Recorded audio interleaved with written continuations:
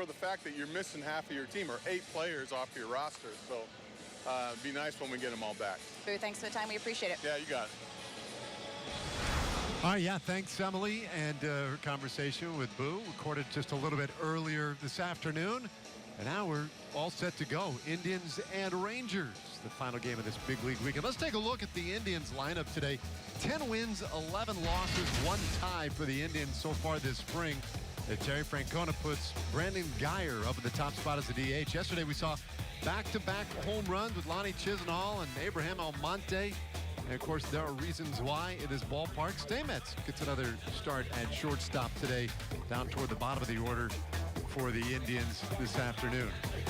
You see the one left-handed hitter, but those 3 switch hitters will be batting left-handed, of course, against the right-hander Dylan G. So they might be thinking about trying to have some fun with that short wall as we take a look at Dylan G and his numbers from a year ago with the Kansas City Royals. And the one thing that does stick out, those 24 home runs were a career high for him, and it was only in 120 innings. So something to keep an eye on in this small ballpark today. But so far, so good. His spring training has been great.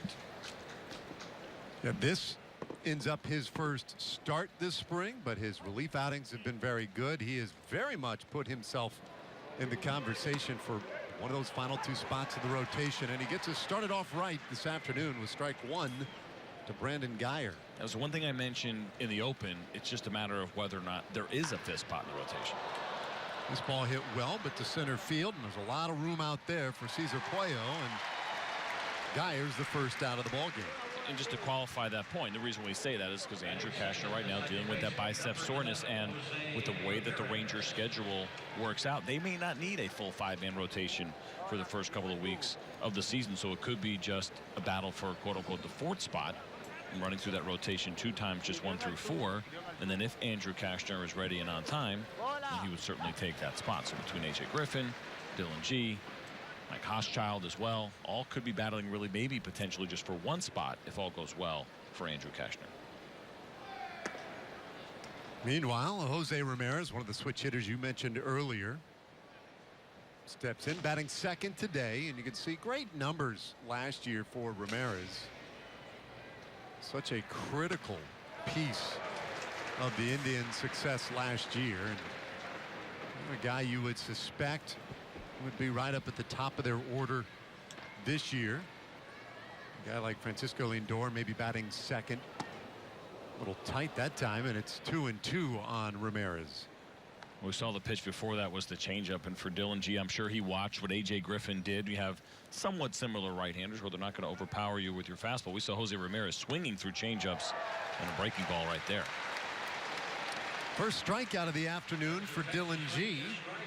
And that was a big part of the story yesterday.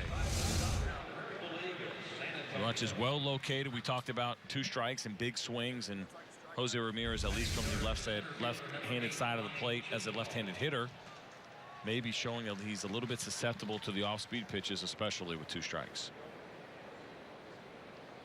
You see the shift set up for Lonnie Chisenhall, left-handed hitter. Chisenhall homered yesterday, laughed about it as he homered, and laughed about it after the ball game as well. He and A.J. Griffin had a chance to bump into each other after the game yesterday, and both of them had a good chuckle over it. 1-1 the count on Chisenhall.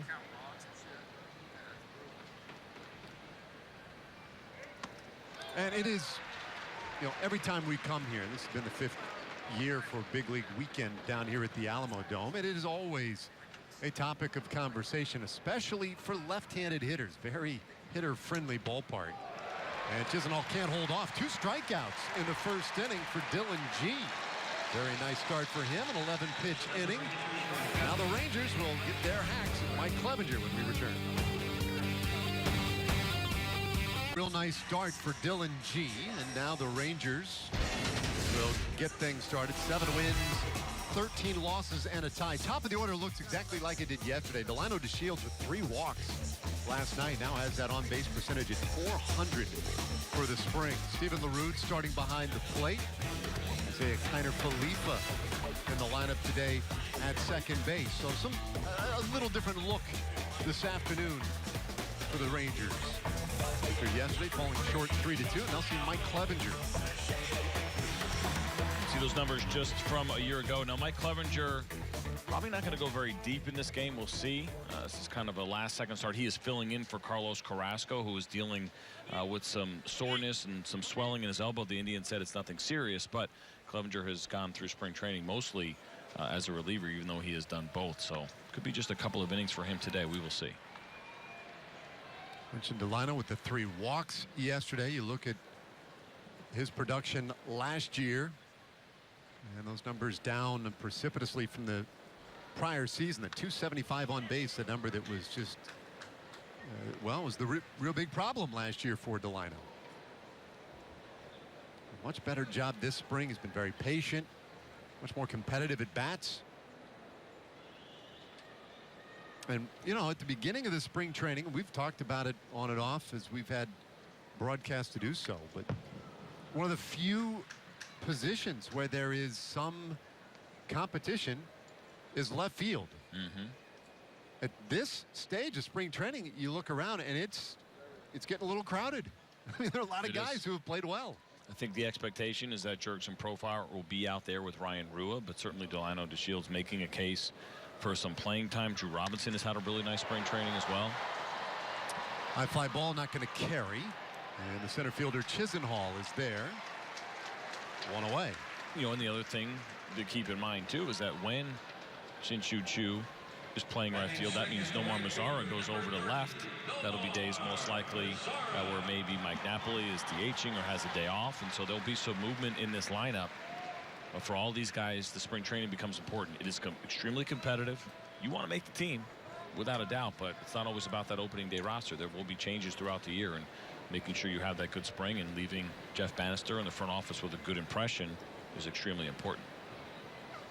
Now, Nomar Mazara is going to make this team, and batting second today. Mazara with 7 RBIs this spring. After that year last year, there's no doubt that he has a spot on this year's roster. Now, we were here last season around this time, and that was certainly not a foregone conclusion. In fact, he was one of the real delightful surprises. Called up very early in the season when Shin-Soo Choo went down with an injury, the first of 4 for Choo. And Mazara never left. I think the big thing to keep an eye on with him, last year was a great year, right? Saw some struggles maybe toward the end and kind of dealing with the league figuring him out. But how he can do against left-handers, right? That's going to be the battle for him. Just one of his 20 home runs last year came against lefties. That batting average against 234. But we forget, too, he's only 21 years old. He'll turn 22 near the end of April on the 21st. But that's the thing for me that I'm most interested in is what he's learned from the league. He talked about it a little bit yesterday with Emily Jones, but the ability to adjust, and I think especially for him against left-handed pitching. A big free agent signing in the summer of 2011. Golfs this one on a line out to deep center, but room out there for Chisenhall.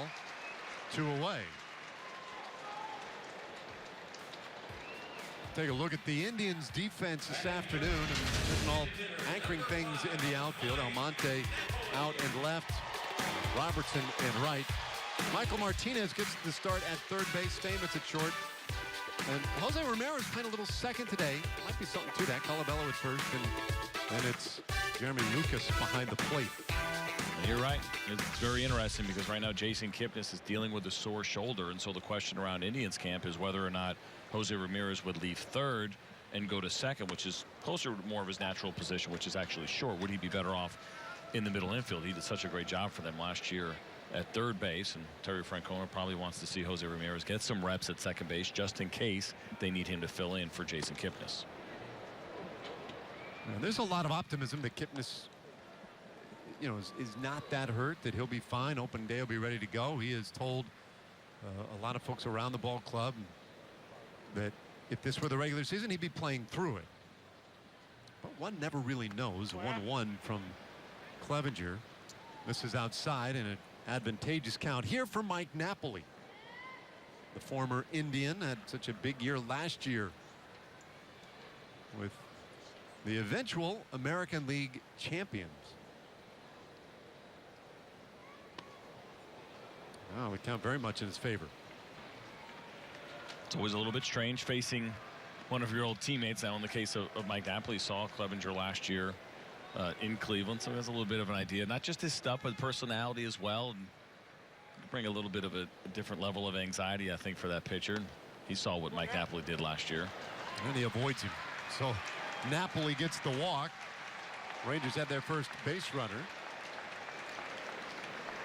That'll bring up Will Middlebrooks. Now, letting up a hit to a former teammate, it's bad enough as it is. But I will tell you that the walk is worse. Because not only, you get to hit off you, I beat you.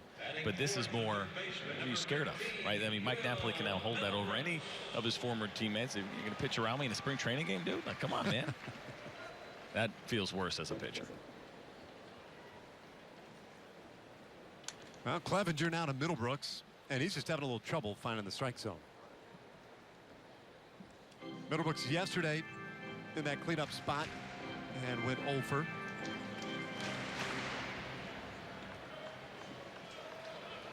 Former superstar prospect with the Red Sox. And it came up and was so good as a big leaguer, as a rookie.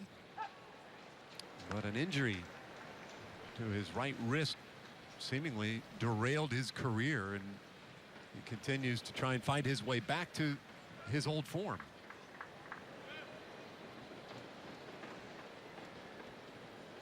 You can see he's always had good power. As ahead here, 2-1. I think depth is probably how the Rangers right now will look at Will Middlebrooks. There's not really that opportunity, I don't think, necessarily. We'll see how this thing all plays out. You never know with injuries, but as far as breaking camp with the big club, might be a little bit tough right now for him. But he's got experience, and you love having that kind of depth. I know he wants to be on an opening day roster and prefer to be on this one, but I think worst case scenario for the Rangers, will have some experience depth, which always gets tested over the course of a season. Steve Buechele, manager this weekend here in San Antonio. Jeff Bannister, the club skipper, back in surprise. Small lead at first for Napoli in the 2-2. Middlebrooks stays alive. Well, Will Middlebrooks, a Texan, born in Greenville, grew up in Texarkana, where his dad was a assistant baseball and football coach, and Will was a terrific high school athlete, both in football and baseball. Was going to go to Texas A&M. A lot of people said he's the type of guy who could have been a punter in the NFL, but couldn't turn up the opportunity with the Red Sox. Napoli going late on the ball in the dirt, and he is gunned down at second base for the final out of the inning. So Napoli trying to sneak one in there when no one's looking. But that'll do it for the Rangers in the first. Scoreless first gets us started this afternoon in San Antonio.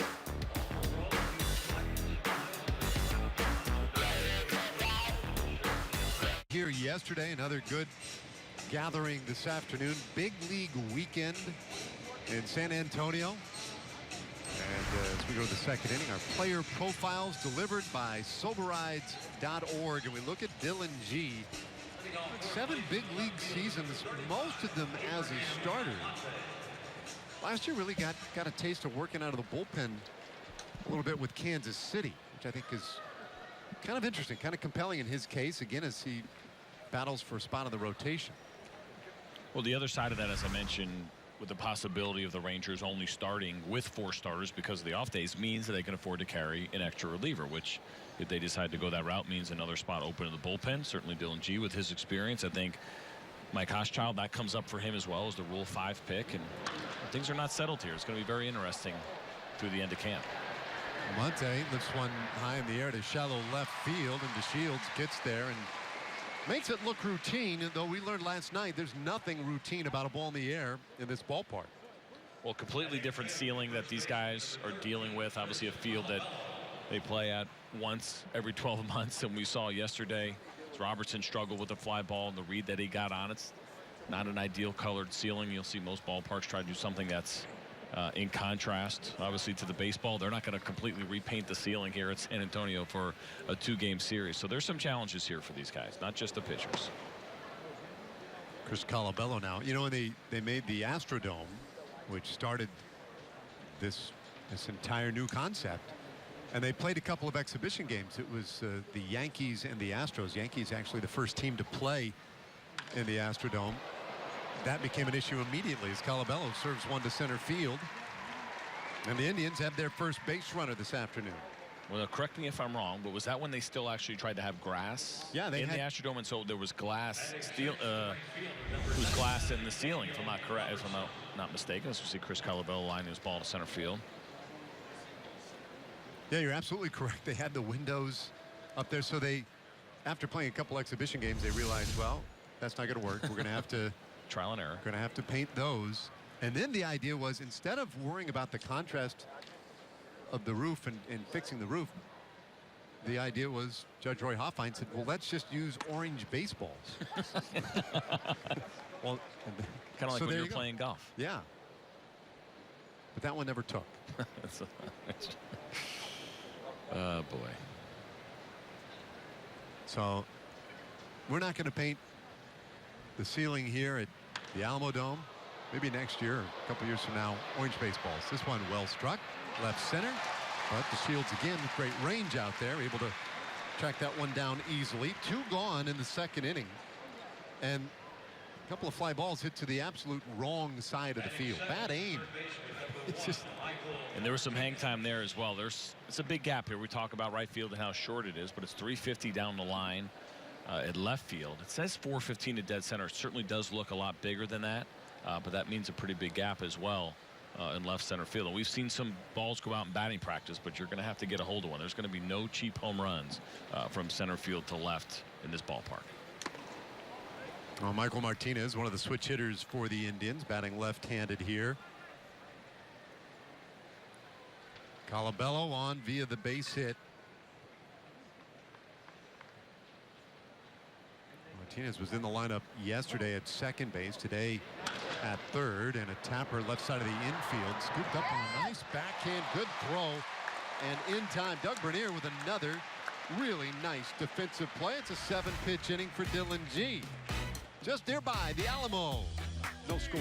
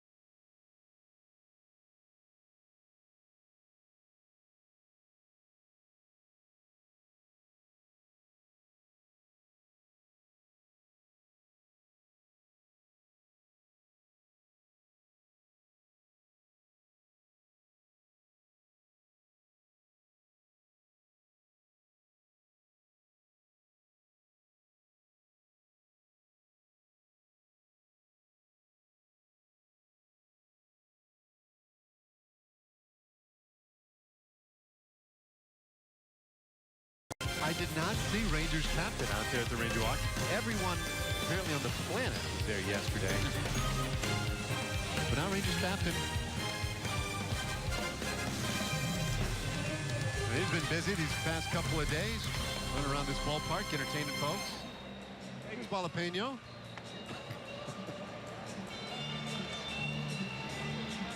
I think we're seeing some of Captain's pass list. Tickets for his buddies. Well, we go to the bottom of the second inning. Scoreless so far today. Will Middlebrooks was at the plate, kind of an extended at bat, but Napoli gunned down, attempting a steal of second, gives Middlebrooks a fresh count.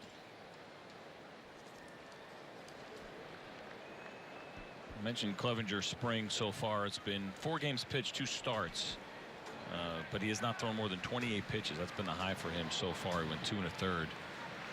Oh, excuse me, 2 innings has been his high with 27 pitches. So we'll see if he can stretch it out, keep that pitch count down, as you see him at 21 already. Yeah, he had to do a little work there in that first inning, and then you could argue that Napoli really let him off the hook. Might have gotten a little bit worse had he walked Middlebrooks, because the ball on which Napoli ran was ball 3. It would have been a full count. And if he puts Middlebrooks on at that point, then it gets to be a very laborious first inning. And we're seeing a little bit here as we start the second, a lot of what we saw at the end of the first. And Clevenger just struggling commanding that strike zone.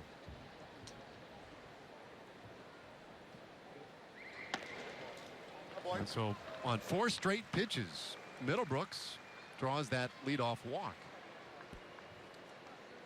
You could call it back-to-back walks, and we know this about Clevenger. He's got a good fastball, sits around 92 to 95. His 2-seam fastball also sits around the range. Doesn't throw it a ton. It's mostly 4-seam fastballs for him, and then it's the slider and the changeup that's kind of split up evenly for him. He's got a pretty good arm. Slider will sit 82 to 84. Pretty good complement to 92, 95, but it is all about strikeout and the walk rate for him. And so far in spring training, it's been 4 walks, not counting today's game, 4 walks in 4 1/3 to go with 7 strikeouts.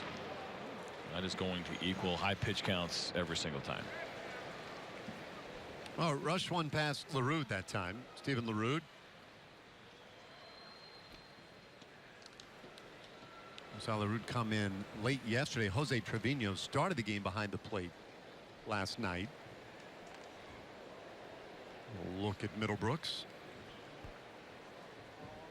A lot of catchers, though, in the Rangers organization getting an extended look this spring training, because the top 2 are off at the WBC. And in fact, Jonathan Lucroy, the primary catcher, he's in a big ball game tonight. United States Dominican Republic later tonight in a winner advance, loser go home scenario. That's going to be a good one. Oh man. U.S. losing yesterday to Puerto Rico. Puerto Rico will advance to the finals in Los Angeles, but it is win or your WBC is over for both the Dominican and the United States tonight. 1 and 2 now on LaRue. Take a look at the Pool F standings. Puerto Rico, I mean, it was a hard stopper last night. United States making that rally in the 9th inning, got a couple of runs to make it a 1-run game, but couldn't get it done. Already with a win over the Dominican as well. So Puerto Rico, the Cinderella story in round 2 so far. Is this one inside? 2 and 2 on LaRue. Should be a good crowd tonight. A lot of pressure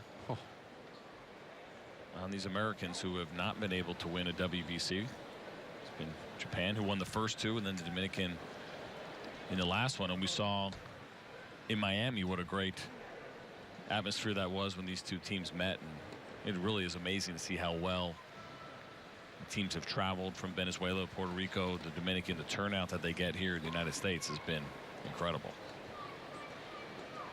Clevenger's 2-2, and there's another 3-ball count for the right-hander. So a tough start for him. Some good work back there for Jeremy Lucas.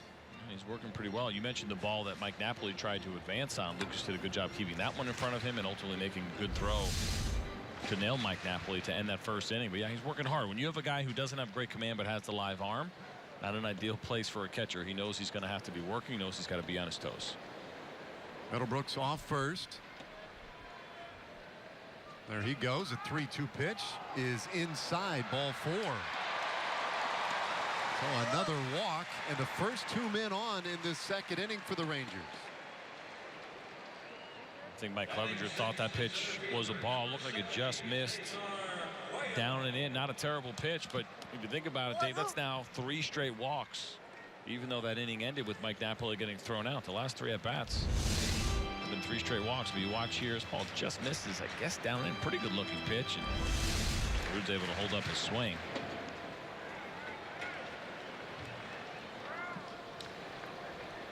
So now a big spot here. Cesar Puello with a chance with a runner in scoring position.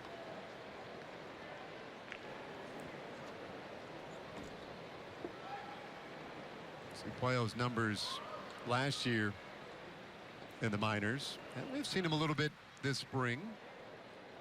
Some opportunities to at least give the big league staff a look, and it's 1-1.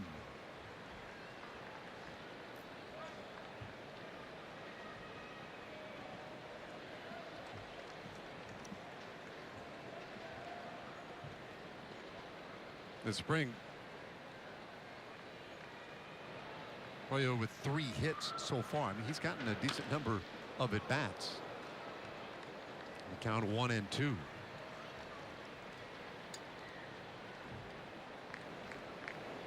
So this is the view from the right field foul area, right down by the pole.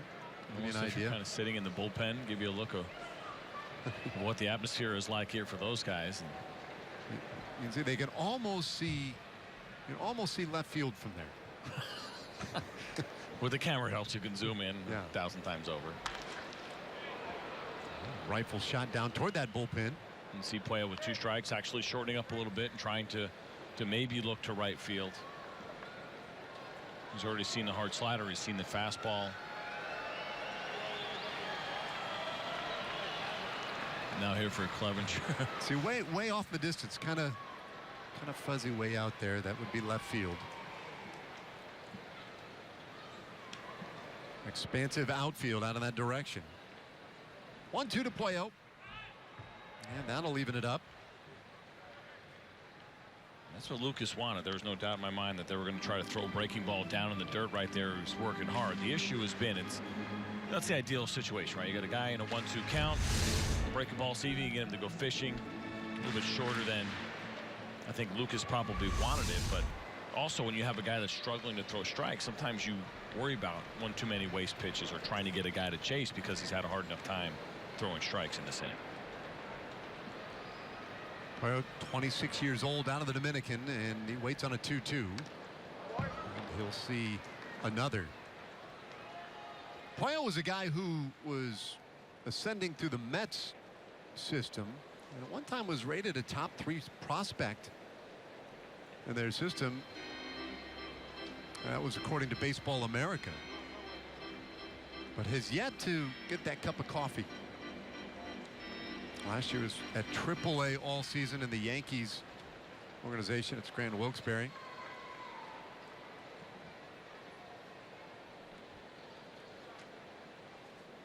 This is the 7th pitch of this at bat to Puello. And again, Clevenger is kind of all over the map. Clevenger, a guy who dominated last year at AAA. He was 11-1 last year at the AAA level. Had 3 different stints with the big club, including a pretty important one down the stretch. Made some starts, then worked out of the bullpen once he got a little comfortable at the big league level. Danger of walking 4 straight now. Puello goes after one, lifts it high in the air, out to right center, slicing away, and gone! Hail Caesar. He'll take it, Puello.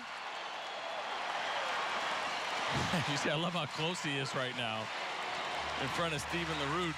LaRue probably thinking about, you don't see that every day, but probably thinking about maybe tagging on that ball. I guess that could have been the case, because Lonnie Chisenhall was going after like he maybe had a chance to catch it. So not to take anything away from Cesar Puello, but this is probably, and you see how it jumped up in the air right away.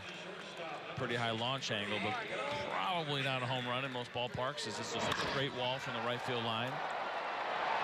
Chisenhall was there in plenty of time. He looked like he was going to try to jump for it. Still pretty well struck, probably a double in most circumstances, or a tough play up against the wall. But not today. Good for 3. So the Rangers jump out in front early, take advantage of some of those walks. And now the 1-strike pitch to Doug Bernier. Oh, yeah, 40 pitches already this afternoon for Clevenger. Benier, well-traveled, one of those guys who seems to have a little trouble breaking through that ceiling at AAA.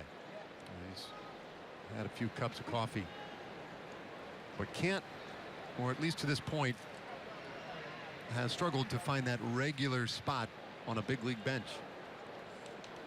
Good glove man, very versatile. And it's 2-2. He's been very impressive here in spring training, kind of getting a really close-up look at Doug Bernier and what he has done in the field. We saw it earlier, made a really nice play at shortstop at the end of the second inning. There's value in that. The team knows they need somebody at some point during the season just to be able to bounce around. Drew Robinson does the same thing. So there's a lot of these guys that can play a handful of different positions and do it pretty well. Just a matter of whether or not that need ever pops up for him inside the Texas Rangers organization. Clevenger's payoff pitch, and that one fouled off.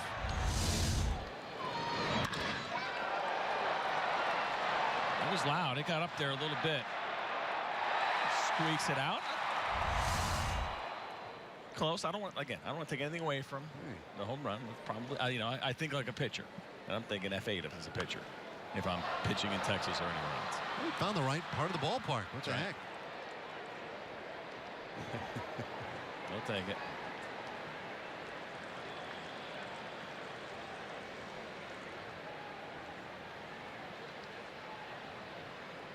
Or 25 pitches already this inning. Frank Clevenger is yet to record an out in this second. Well, look at it this way. He hasn't actually gotten a hitter out since Nomar Mazara. It was the second hitter of the game who went a walk to Mike Napoli, but then he got thrown out trying to advance on a ball in the dirt.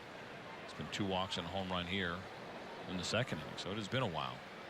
Well, they've got Kyle Crockett, a left-hander, beginning to loosen in their bullpen. So the idea was maybe Clevenger would give them 4 innings, stretch him out a little bit, but that opportunity may elude him today. 3-2. And Bernier works himself a walk. 4th walk issued by Clevenger.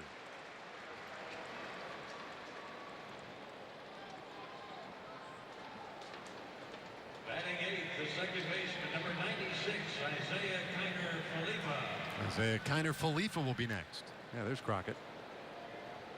You ready? Steve Carsey in the background right there, former Yankee and Brave.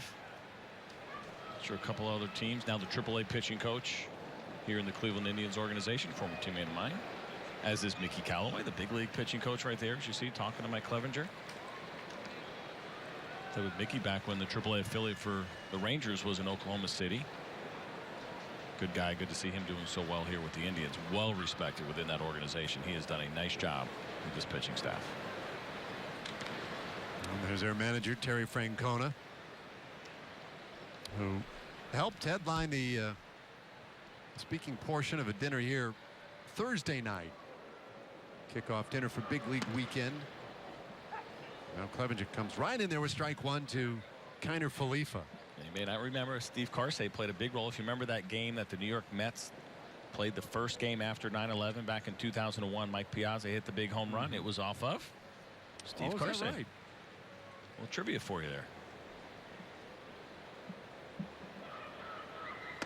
Now, as a pitcher, becoming that piece of the trivia, not. No. Yeah. He's not happy about it. No, even though it was a really obviously big moment, I think, in our history, at least a small part that baseball was playing back in 2001. But no, it was a big home run at the time, too. The Mets were making a run at the postseason against the Braves. 2-strike pitch, and he gets Kiner-Falefa. So Clevenger records his first out of the second inning, and he does it via the strikeout. And that's going to do it for him. So there's too many pitches too quickly for him. 50 this afternoon. And so the Indians go to their bullpen already. Rangers leading it 3-0. New pitcher coming on in a moment. On the strength of the Cesar Puello home run.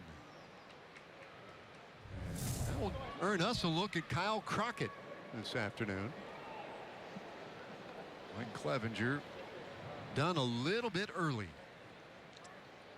Crockett, that fastball sit about 88 to 90 miles an hour. You see the slider is kind of his first go-to pitch. He's been really good against lefties over the course of his career. He's kind of been a partial service time guy, contributing over the last 3 years for the Cleveland Indians. But pretty good numbers, 234 in his career against left-handed batters. So that has kind of been his role, and a better than 4-to-1 strikeout to walk ratio. Well, we saw Profar yesterday playing a little first base.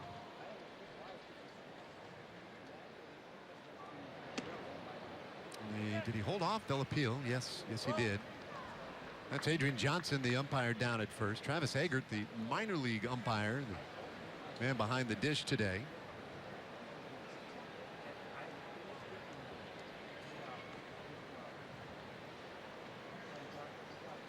Jeremy Profar yesterday whiffed in his one at bat. And now the count 1-2. You know, we take it for granted more times than not that most people would understand or know, maybe even assume, that Jeremy Profar, the younger brother of Jurickson, I suppose it's worth mentioning. Jurickson having a whale of a WBC right now for the Netherlands. The 1-2. Jeremy sends this one foul down the right field line. At home run distance. That's unbelievable. I thought that ball was going to die in the bullpen, but it actually reached the stands. So many rows back. I mean, it didn't sound good at all, right? I don't think he scored that ball up. Ball carried really well to right field. That sounds a little better there. We got good microphones here. Fox Sports Southwest, but yeah, that ball reached the stands. That's incredible.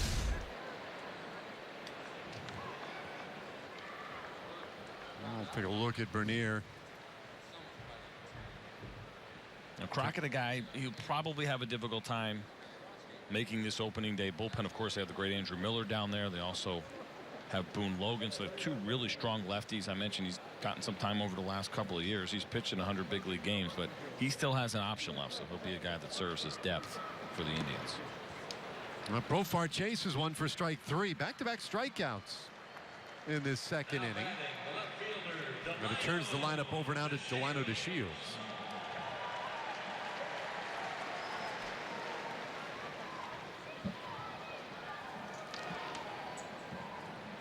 That was a changeup that we saw. Not too many of those. Only throws that pitch about 5% of the time. But if you're a lefty specialist and you're mostly fastball slider, the way that Crockett is, you do need that changeup once in a while just to kind of get guys off of your two main pitches. And lefty on righty, that's the time to use it. So here's Delano, takes a breaking ball for a strike. Delano flying out to center field back in the first inning.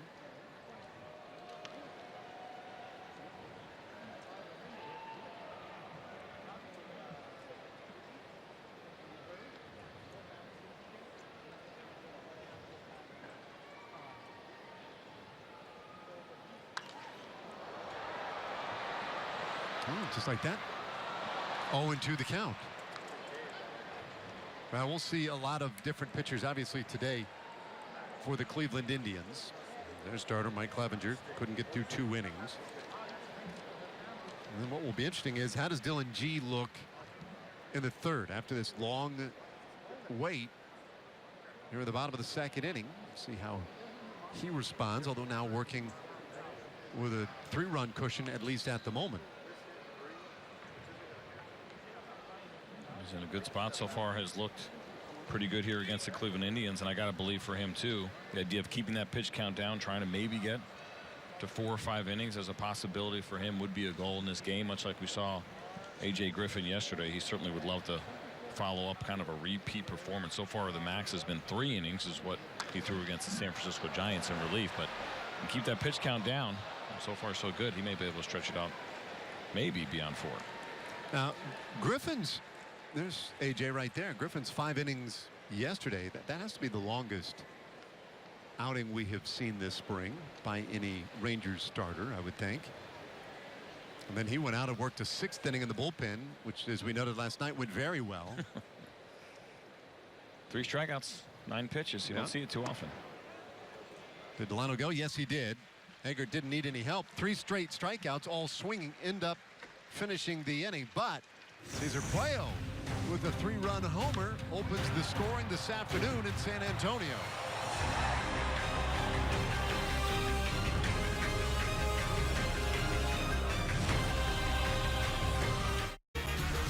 Man, just weeks away now from real baseball and the regular season opening up at home.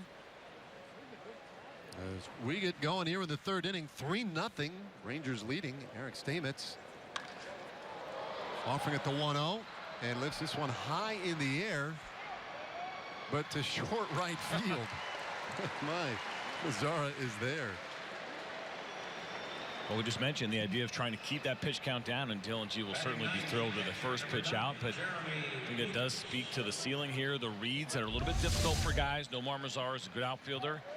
You saw this ball, and it was way up there. But watch his route right here. You see him kind of go deep, gets back to the track, realizes the ball was not hit nearly as hard as he originally thought, had to come back in and get it. Now, I think for a lot of these guys, that's your natural reaction, too. Any ball to right field, you know that wall's right there, and it's really close. You can almost try to find it pretty quickly, but the ball was a lot more shallow, I think, than Nomar originally thought. Well, not for nothing, but the second baseman can make the play on a ball 10 feet in front of the warning track. In fact, on that replay, I was noticing Kiner Falefa was out there right about at that distance. This one fouled back at the count 0-2 on Lucas. Kiner Falefa was probably 30 feet away from the warning track, and he had pulled up. At that point, he had realized, oh yeah, Nomar's got it. We're good. It's interesting. You can take a kind of a strange approach here, just like we see at left field in Fenway, is that the outfielder can play a lot more shallow because anything over your head's a double or a home run, right? So you don't have to go back on too many balls. So you actually have a better opportunity to take away some singles by playing a little bit more shallow. Is kind of one way to look at it when you come to this ballpark, and for those couple of ballparks that have kind of the shorter walls, which as a pitcher you'll take that. You don't want to deal with the home run, but the idea of stealing what would be normally a line drive base hit is certainly something you take. 1-2 to Lucas, and boy, Dylan G just missed. I don't think he did. There's some groans from behind home plate on that one. I think Travis Eggert missed that. I don't think it was Dylan G that just missed. It was a good 1-2 pitch. So now the 2-2. And the breaking ball bounced to short. Bernier, very sure hands, and there are 2 away.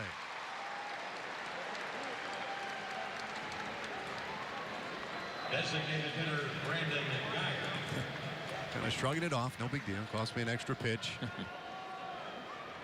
And now Brandon Guyer. Nice, so you get 3 runs of support in the bottom of the 2nd. You come right out and get 2 quick outs. Brandon Guyer, the leadoff man, takes a strike, and Dylan G is filling up the strike zone today. Going right after these guys. 1-1 on Guyer, who flied out to center field. 2-to-1 ratio. 66%. That's above where you want to be. The average rate's going to be about 63, 64 is the goal as far as your strike percentage. He's done an excellent job. He's right where you want to be. There's 2-1. And that'll even it up. Now, you can go too high, right? I mean, you start throwing too many strikes, and they're going to end up in the outfield. Especially if they're over the plate too much. Right? We talk about command versus control all the time. And there's something I think to be said for throwing too many strikes and letting guys get too comfortable. This one lined into center field. Base hit for Guyer. The Indians have their 2nd base runner this afternoon.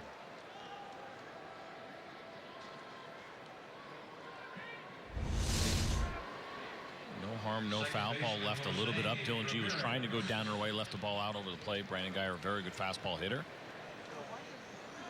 But again, you want him in the strike zone. What you don't want is to see a guy get into the trouble that we saw with Mike Clevenger, which was not throwing the ball over the plate, walking 4 batters, and ultimately ended up getting him with the home run.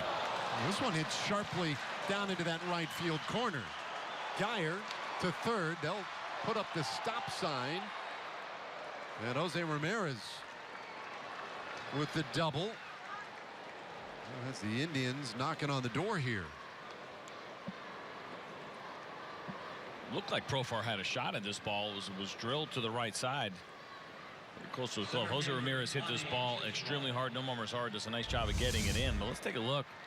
Again, trying to go away, ended up missing over the plate, even in a little bit. And we know, as we saw from earlier at bats, that Jose Ramirez has been trying to pull the ball and taking some pretty big swings. So that one plays right into a swing. The ball up and in. And Profar looked like he almost jumped at that ball, but it wasn't over his head. A strange reaction.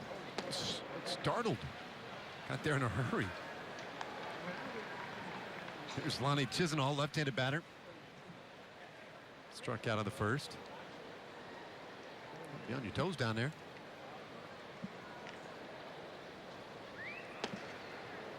And 2-0. Chisenhall, 28 years old now. Came up to the big leagues 2011, so he has spent parts of 6 years in the big leagues. Chisenhall, originally a third baseman, and he was struggling offensively and looked like he was maybe kind of getting close to a crossroads in his career, and a need came up a couple of years ago for the Indians in right field. So they put him out there. He hadn't played since high school, and he took to the position right away, and they were very pleased with the defense that they were getting from him. He's in center field tonight, but looks like he's kind of extended things, and he certainly has given Terry Francona some options now ever since they put him in the outfield. He's done a very nice job for them defensively. Works the count to his favor here, 3-1. The first 3-ball count this afternoon for Dylan G. And the righty gets him to send this one out to left center. DeShields goes back, has room, and makes the play. Well struck, but DeShields there again, and the Indians leave 2 in scoring position after 2.5. 3-0 Rangers.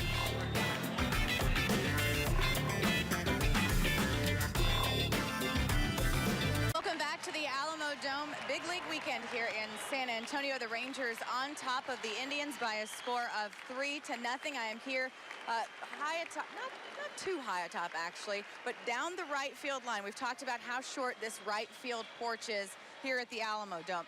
It lists 272 down below me, but I think that's probably even a little bit generous. And we saw the performance of A.J. Griffin yesterday. Went 5 strong innings, 61 pitches, gave up just 3 hits. All 3 of those, however, were technically home runs here at the Alamo Dome, but any other ballpark, those probably wouldn't have been home runs. I talked to AJ, of course, after his start. He felt good about what he brought to the table yesterday, felt good about the way he pitched and even the results given the environment that he's in. Also talked to Anthony Iapoce today about those 3 home runs, asked him if any of those he thinks would have been home runs anywhere else. He said absolutely not any of them. I thought maybe one had a shot, but Post assured me that none of those are home runs in any other ballpark. Maybe a double on one of them, but the rest he felt pretty confident that his outfielders would have handled. Guys.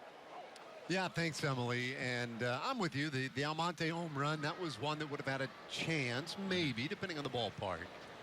But no, 2 of them absolutely would have been outs. So Merritt is on to pitch now. Ryan Merritt, the left-hander, in relief. Kyle Crockett took care of business, getting the Indians through that 2nd inning. You see those 4 games pitched last year. Ryan Merritt got an opportunity. This ball well struck out toward left center field, drops in for a base hit and nearly more. Great diving stop by Chisenhall, but it is a double for Nomar Mazara. Rangers have a man in scoring position in the 3rd inning. This ball was ripped by Nomar Mazara. We saw some funny bounces in the outfield yesterday, and Mazara knew that and keeping an eye on it. Lonnie Chisenhall kind of having some memories of when he was playing third base as he dives. You see that ball kind of skip to the left as it hit. It was a nice job of not letting that ball get by him. Otherwise, it's probably a triple. Nomar Mazara picks up on that right away. He's in with a leadoff double. We had a double yesterday. Not hit quite as well. This one a very legitimate double, and a good way to start the 3rd inning. And a nice at bat against a left-hander, lefty on lefty. So you mentioned it earlier. That'll be a bit of a key this year for Nomar Mazara, is how he competes against lefties. Now Napoli walked in the 1st inning. This is a really good matchup here for Mike Napoli. Ryan Merritt is Not necessarily a hard throw. He does have the good changeup that he keeps down and away, but not a lot of velocity on that fastball. 1-1 the count on Napoli. 7 RBIs this spring. And the 1 home run so far. Shoots this one the other way, but it slices up at the seats. Look out. That one got up there in a hurry. That fastball averages 87 miles an hour last year for Ryan Merritt, and you see a little frustration here after the fact by Mike Napoli.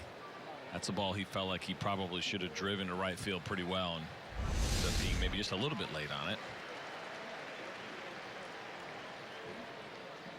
So let's see if he can battle back here. 1-2. The pitch to him outside. Merritt with just those 4 big league games last year in his debut. If you remember, so he got an opportunity to make the start after Carlos Carrasco and Danny Salazar went down. Those guys were not able to pitch in the postseason, and Ryan Merritt made a pretty big start for the Cleveland Indians in Game 5 of the League Championship Series last year. Only went 4 1/3, but he held the Toronto Blue Jays scoreless. He allowed just 2 hits, didn't walk anybody. That is a heavily right-handed hitting lineup, and they were so desperate that Ryan Merritt was able to get a start despite the fact he only had 4 games pitched in the big leagues, despite the fact that that fastball is only about 87 miles an hour. He did a fantastic job for them a year ago. This one punched up the middle. Long throw on the way, and it's in time to get Napoli. Boy, Ramirez really had to cover some ground back behind second base. Mazzara at third, but 1 away. Well, I feel like he didn't give up those 2 hits until he got into the 5th, right? I believe so. I think he had 4 hitless going. You just saw Toronto Blue Jays hitters just unbelievably frustrated by what they saw. There were some complaints about the strikes. Those guys got great command. He stays out of the middle of the plate when he is on. That's what he does best, and he has to with the kind of stuff that he has. But he baffled those guys, and it was a huge game. A game that the Cleveland Indians went on to win by a score of 3-0. That's funny. In the media guide, Merritt lists his favorite road city as Toronto. As it probably should be. That was a pretty big moment in his early career, and one that I'm sure he'll never forget. His favorite road stadium, not surprisingly, Rogers Center. There's not too many pictures that say that either. Really tough place to pitch. He's either got a good sense of humor or somebody in the PR office does. That's nicely done. Here's the 1-0. And just misses to Will Middlebrooks. Will walked and scored in the 2nd inning, but I feel like this is his 3rd at bat. kind of. So a lot of pitches against Mike Clevenger because of that full count that he had with a couple of foul balls, and then later the 4-pitch walk. And he'll take that one low. So 3-0. That's a good take right there. Ryan Merritt's game, when he does fall behind, is to try to get an over-anxious, over-aggressive right-handed hitter to try to take a big swing at a changeup. That's what he did. He threw that changeup below the zone, trying to get Will Middlebrooks to chase, and Will does a nice job of laying off it. I'm taking all the way here. 3-0. Man at third, Nomar Mazzara. 1 out here in the 3rd inning. Yeah, there's Nomar. Had the double to lead off the inning.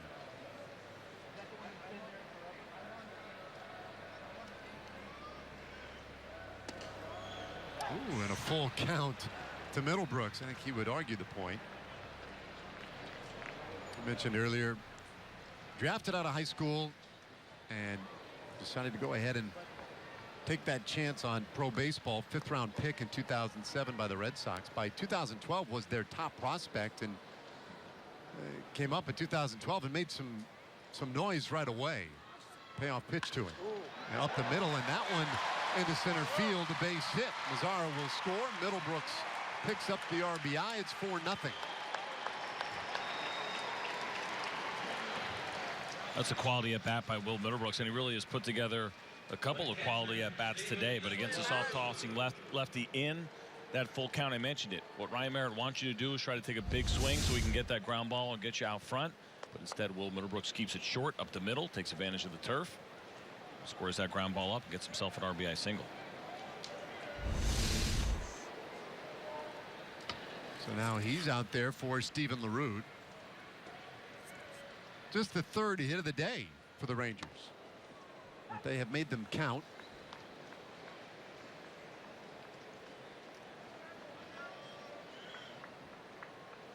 LaRue now 32 years old. You see his numbers from this spring training. Originally drafted by the Pirates in 2003. 1-1 the count. LaRue set the high school record for home runs in Nevada. Broke the record previously held by Matt Williams, longtime big leaguer. Went nearly 400 in his career. 2-1 the count. It turns out when his parents moved to Carson City, they lived in a duplex with Matt Williams' family. Really? They were the other family. Now, a wide separation in age between LaRue and Matt Williams. They didn't really know one another, but he ended up breaking his record. This one smashed down to third. Martinez to second for one, and the relay in time for the inning-ending double play. But Rangers pick up another run, and they have the 4-0 lead as we go to the fourth. Nobody sees sports quite the way Colin Cowherd and Jason Whitlock do. The brains to know and the guts to say. Catch Colin and Jason as they team up for FS1's Daily Sports Talk Show. Speak for yourself. Weekdays, 4 p.m. Central.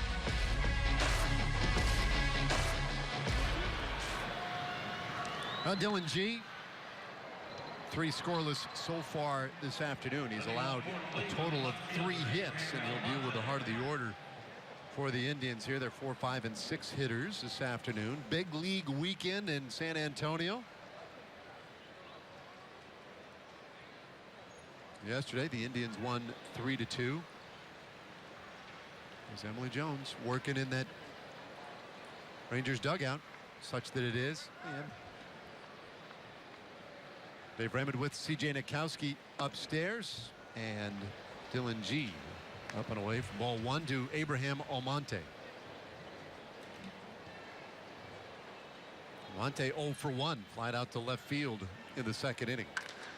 It's this one sharply into right center, right into that power alley. And what giveth sometimes does taketh away. You hit a ball that hard, you're thinking double. But the short fence costs him the extra base, and Almonte has to settle with a single. Yeah, and Dylan G certainly happy with that as well, as we see this ball from Almonte is well struck again. Dylan G trying to go down and away, moves the ball out over the plate, arms get extended, squares it up, but it's one hop to the wall. Nomar Mazara is able to get to it very quickly, and understanding, okay, normally big ballpark, normal ballpark, that's a double off the bat, but not necessarily the case here. So he does a great job hustling, getting it in. What that does now, keeps a double play in order as well here for Dylan G. See to Chris Colabello, and this one hit to the exact same spot. Almonte will turn and head to third, and they will stop him there. And the throw to second, got him.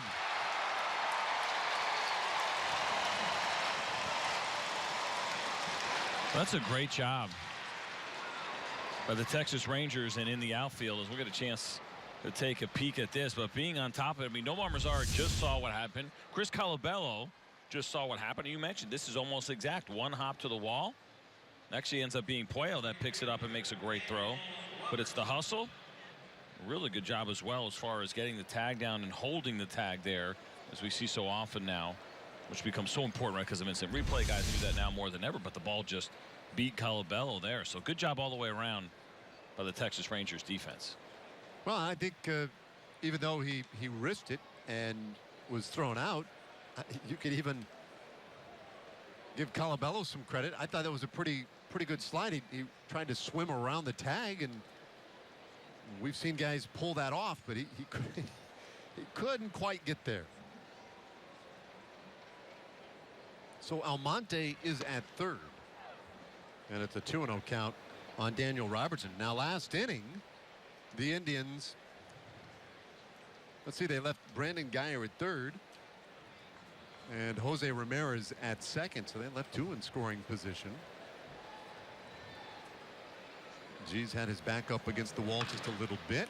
This soft flare gets through, base hit. So now the Indians are on the board. Puello able to wrestle that one and get it back into the infield and hold Robinson to the RBI single. But 3 straight hits to start this 4th inning for the Indians. And that was the first one, unfortunately, for Dylan G that wasn't hit hard. Robertson does a nice job getting that ball into the outfield. As you see, that ball goes up and in a little bit, doesn't quite get the barrel on it, but gets enough. Great effort as well and try to catch that ball.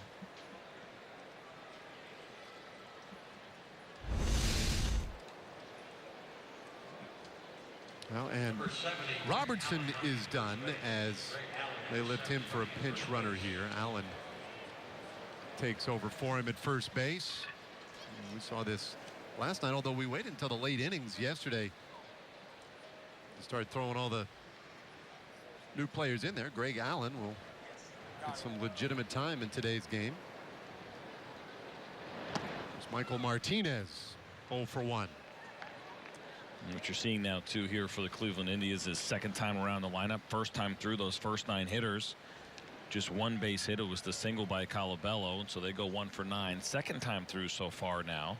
Those Cleveland Indians hitters are 3 for 6, or excuse me, 5 for 6. Second time through the order.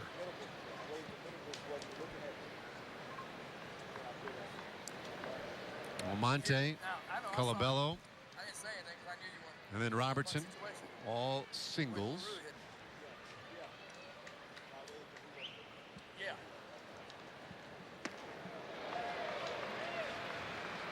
Good change up there from Dylan G. It's Michael Martinez way out in front. Alan Webster getting ready out of the bullpen.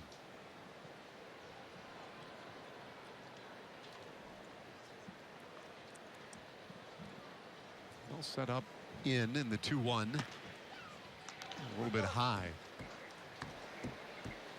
Dylan G did a pretty good job last year. We talked about first time, second time through the orders. Kind of become a pretty popular discussion in Major League Baseball. Last year, batting average against for him was .257 first time through when he was a starter. Second time through, it actually went down .252. So he'll drop that or even stay the same. Is certainly encouraging.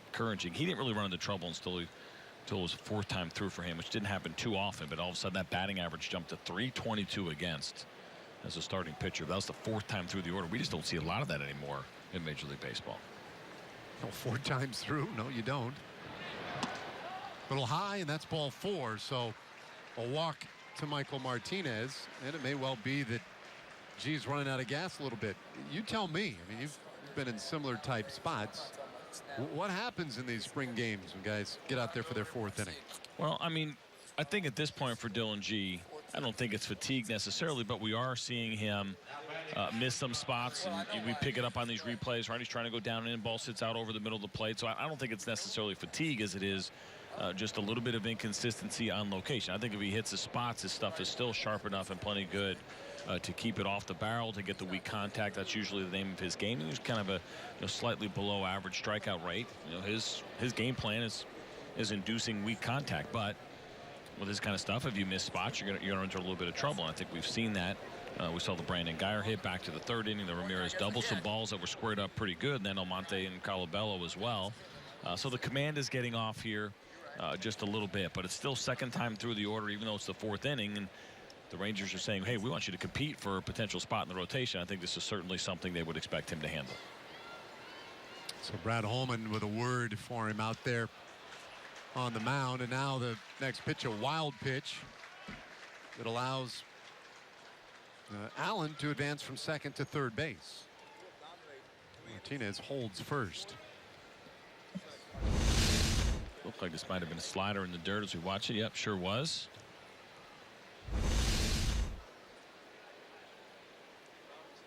So on the corners, 1 out. Middle infield. Double play depth, and hopes that maybe Stamets will give him a ground ball here.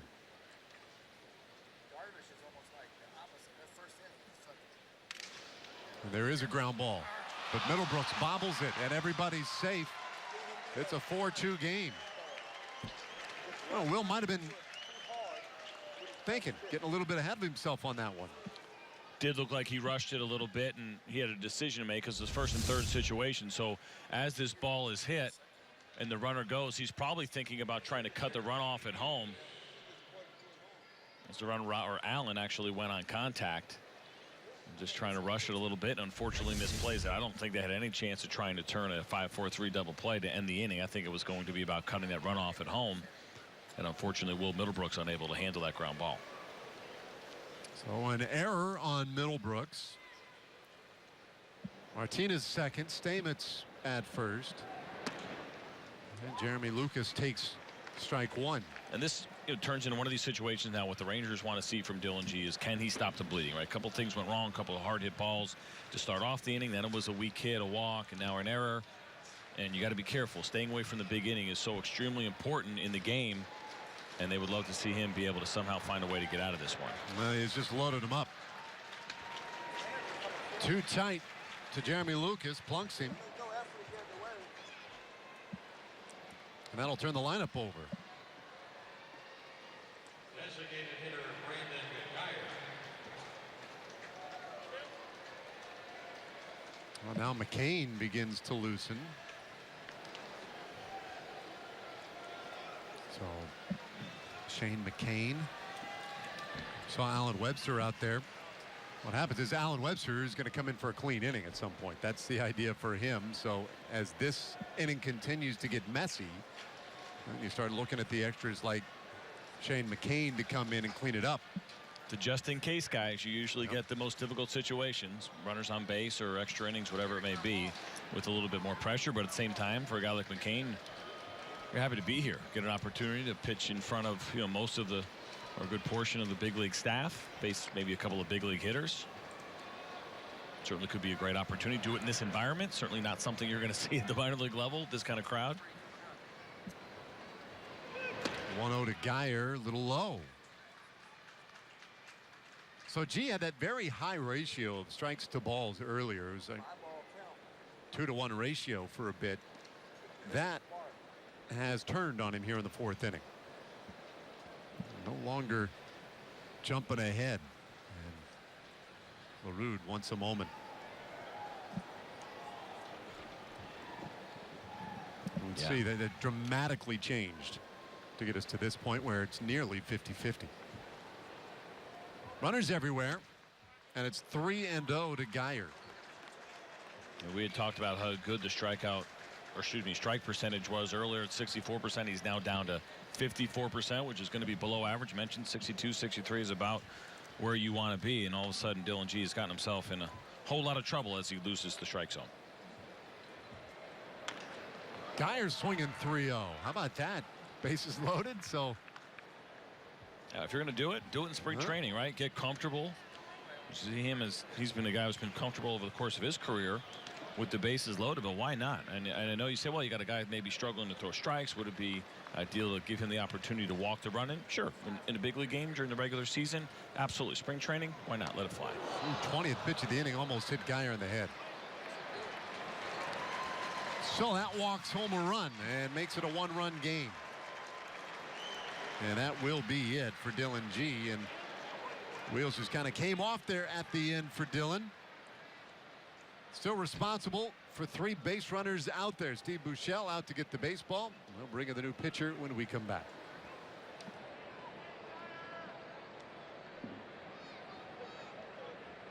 Now, bases loaded.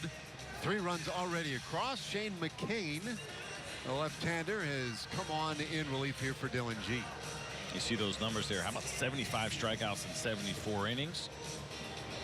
6'1", 223 pounds, non-drafted.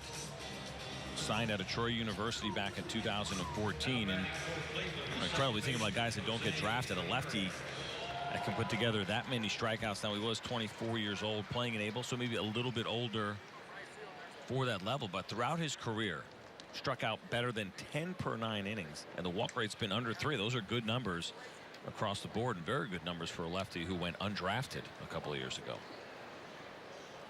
Well, he'll come right after Jose Ramirez.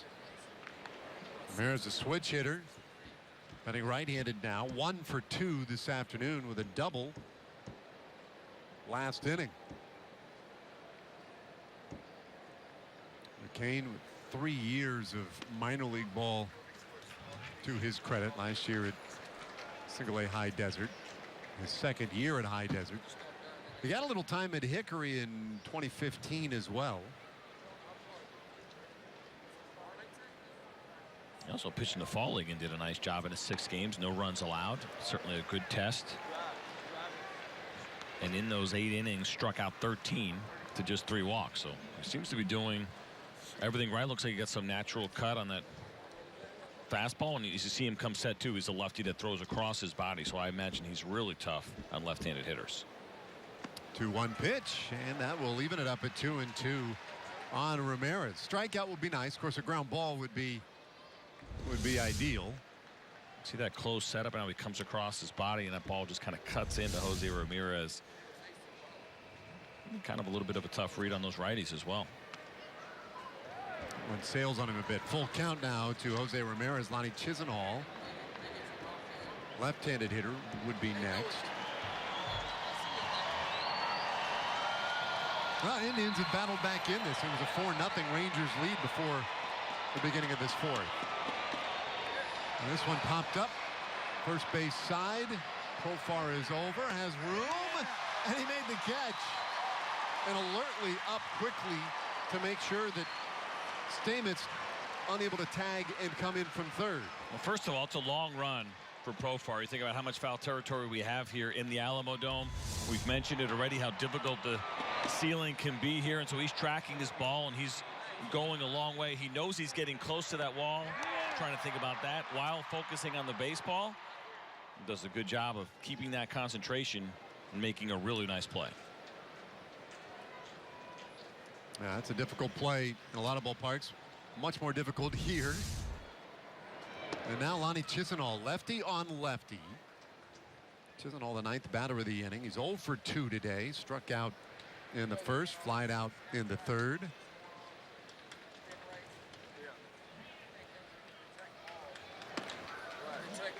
You see that crossfire almost kind of reminds you, for people that remember Jimmy Key, the left-hander, right, threw across his body big time. Jake Arrieta does it from the right side as a right-handed pitcher. It's not the traditional way that you're taught to pitch, but it can be very effective if it can work for you. A little Jake Diekman in him. Yeah, the issue and the reason you don't see a lot of people doing it is because it is tough to be consistent in those situations. Coming across your body, have a little bit smaller margin for error with your arm slot and your release point. If you can repeat it, it can be very effective. We got the pop out of Ramirez, and now they had a Chisenhall 1-2. And he gets him swinging. A strikeout ends the threat in the 4th inning. Indians leave them loaded. They do get 3 runs. They make it a 1-run game. Cesar Puello leading off the bottom of the 4th for the Rangers. Game got interesting here in the last half inning. 4-3 the score. Having fun here though. Big league weekend. Dylan G had to start. CJ, it kind of just fell apart from there, a little bit unraveled in that 4th inning. It sure did. He looked really good through his first 2, and then all of a sudden the 3rd we saw some better contact. But it was the 4th inning where it seemed like the command had gotten away from him. He was missing his spots, leaving a couple of balls over the plate. The Cleveland Indians hitters were not missing them, and ultimately he was unable, unfortunately, to finish that 4th inning. Now, we knew the ballpark would be a factor in this thing. Cesar Puello had the home run a little bit earlier. That right now looks to be the difference in this thing, at least for the moment. He'll take it. Maybe not necessarily a big league homer, as we saw and listened to Emily talk to Anthony Iapoce earlier about the home runs that A.J. Griffin led up. He said none of those were big league homers, and if that's the case, and I think I pretty much agree with him, that certainly wasn't as well, but you'll take it. No complaints. Absolutely. Cesar Puello. And Puello leading things off here in the 4th inning.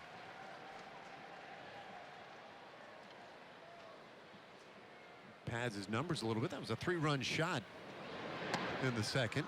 So doubles his RBI total.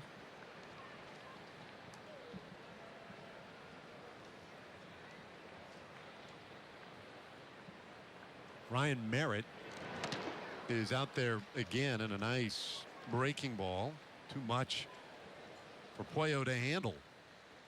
0-2. Slow curveball there. That one not quite as slow as the A.J. Griffin or Yu Darvish slow curveball, but usually that pitch hits around 73 miles an hour for him.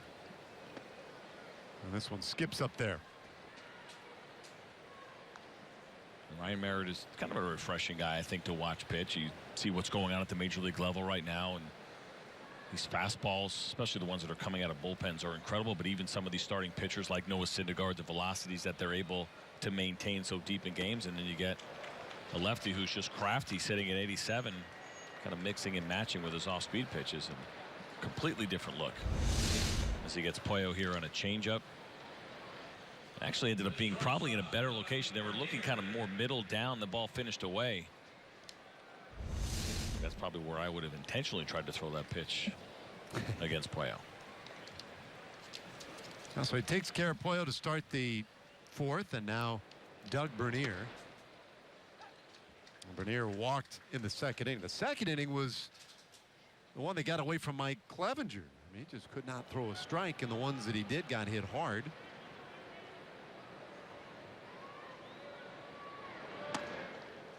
Just like that, it's an 0-2 count on Bernier. Well, and the trick with these guys, and we talk about a lot of guys that have these kind of fastballs, is you have to disguise your fastball. And so the off-speed pitches do that to change up the breaking ball. And then when you do come back and throw it, it's going to look a little bit harder than it might. And you might be surprised as you saw that pitch right there. He can elevate it as well. And you think usually if you have that kind of fastball, you want to keep it down in the zone. But no, if you work your off-speed pitches right, you can absolutely elevate that pitch. It's a lot harder to pick up. And research has shown us that big league hitters will chase that fastball just above the zone pretty often. 2-2 now on Bernier. Yeah, it's hard. It's always been one of those things very difficult for guys to lay off. Bernier now 36 years old.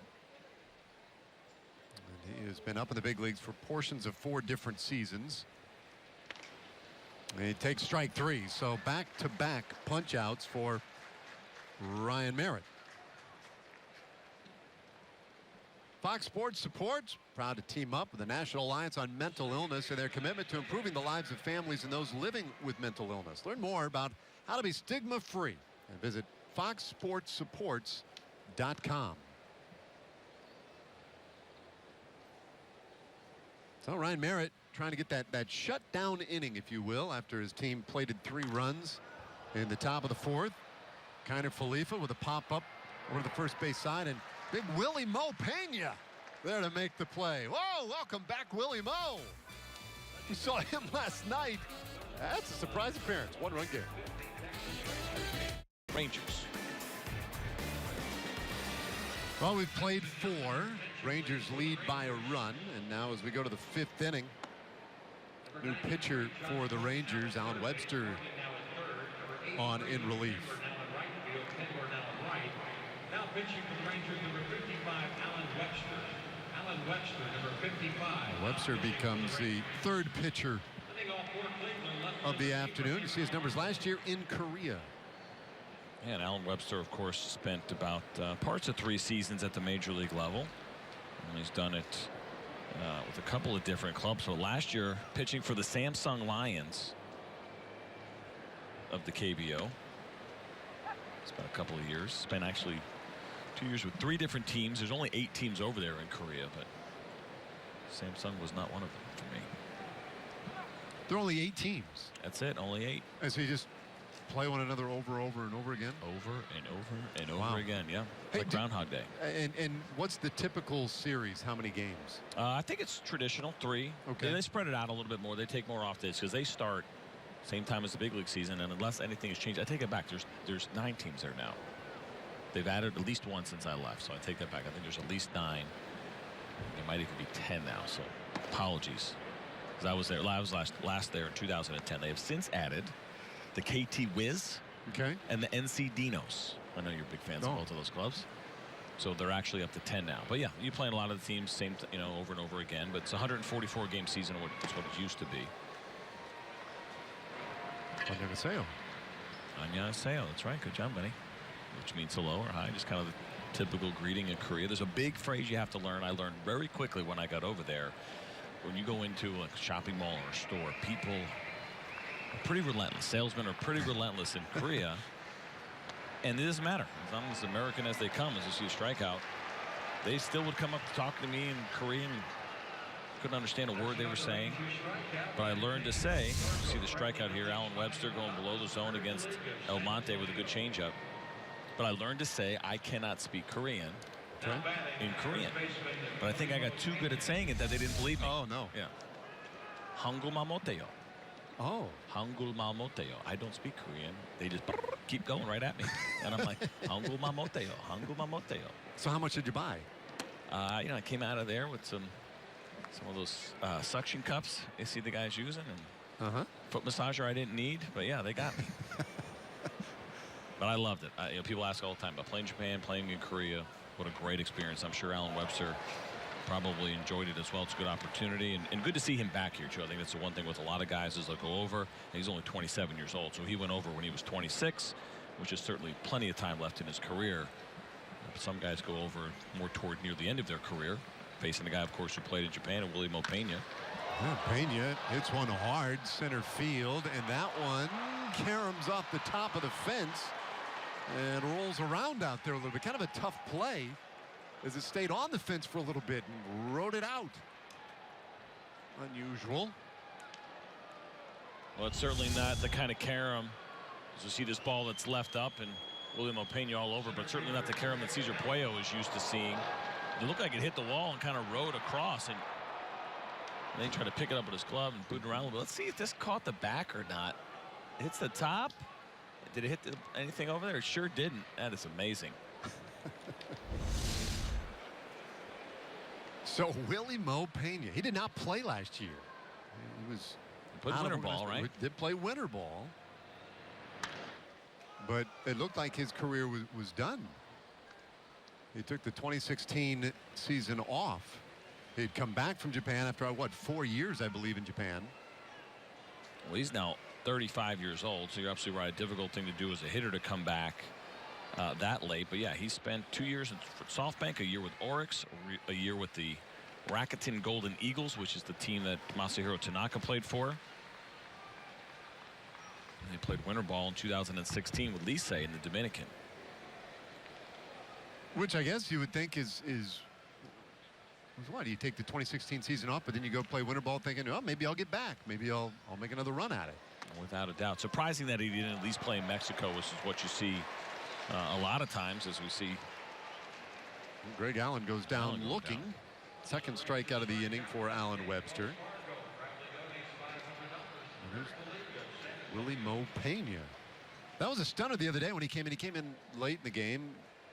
And, you know, you're just trying to keep up with your book. Make sure you get it. Okay, so some kid named Pena in there. And then I looked up later. I thought, what? That's Willie Mo. He's back. Webster a little high. Ball one to Michael Martinez. Martinez today 0 for 1 with the walk and the run scored. They got all three of their runs last inning of the fourth. Willie Mo, 8 seasons in the big leagues with 5 different clubs. Reds, Red Sox, Nationals, Diamondbacks, Seattle Mariners. Does have 84 career home runs. 250 lifetime hitter at the big league level. He was last in the big leagues in 2011.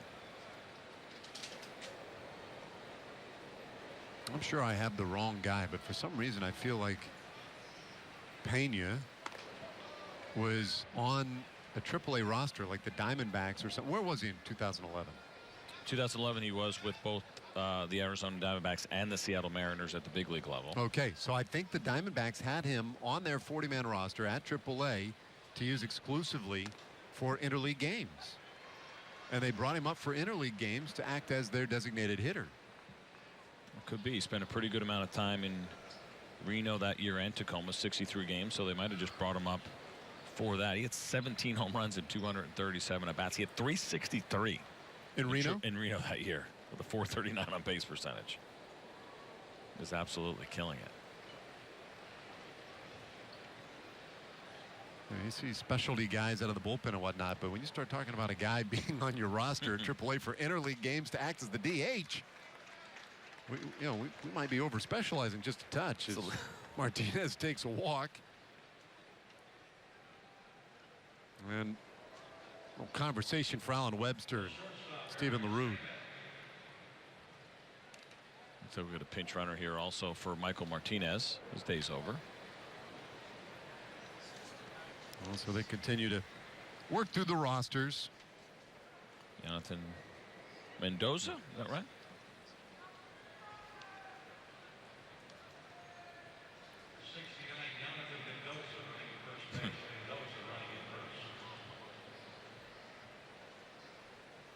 So 2 men out there now for the Indians. We're only in the 5th inning of this one.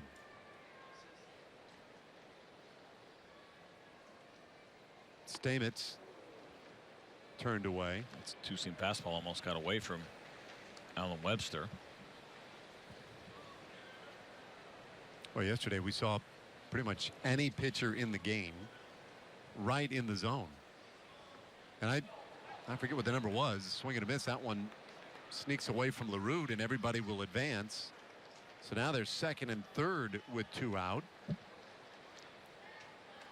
Yesterday, I can't remember what the final tally was in strikeouts. Let's see, there were 9, 18, 23, I believe, in the game yesterday. 23 strikeouts and 3 walks, which were all to Delino DeShields.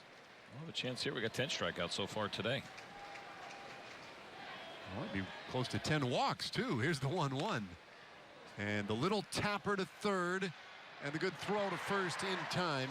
Josh Morgan, who'd come in to play defense at third base, takes care of business. And the Indians leave 2 more. We're halfway there this afternoon. Rangers by 1.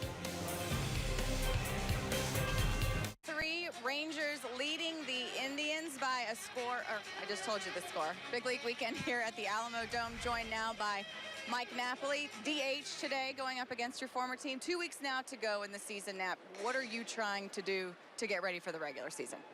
Well, I mean, at this point, you try to really ramp it up, and you know, early in spring, you try to, you know, get your swing back, get your mechanics back, and then, you know, now it's just trying to play the game, compete, and do what I'm going to do during the year. So, you know, it's that time to ramp it up and get it going. For you to come, you know, to big league weekend, why is it, you know, it's not something that, you know, bigger name guys who have been around for a long time necessarily have to come to? Why do you choose to come? Well, I mean, spring's so long this year, just to kind of switch it up, do something a little different, you know, get on the road and have a regular day. You know, you get to come here, have BP, take your ground balls. You know, you're not in Arizona at 95 degrees and doing all the fundamental stuff. So I just wanted to kind of get away and you know, I heard it was pretty cool to see the dimensions here and be a part of this. One of the fun things about sitting next to you after you're done playing is listening to the younger guys ask you questions. A lot of questions about your bat, what you do, what you swung in the minor leagues, what, you know, when you started swinging, which bat. What's that like for you to be a sounding board for these younger players? It's fun because I remember being a young kid doing the same thing. So it's nice for me to be able to give back and, you know, just give any kind of information that I've learned through the years. That's what it's about. It's how young kids learn, and you know, I did it when I was young. So for me to be able to do that, it's something special for me, and I like to do. Also, too, a conversation you and I had yesterday about the clubhouse and how it's different with, you know, the 8 guys that are gone to the WBC. And we got to talking about Adrian Beltre and what that's like for you to play on a team with him. Can you kind of fill us in on what that's like for you?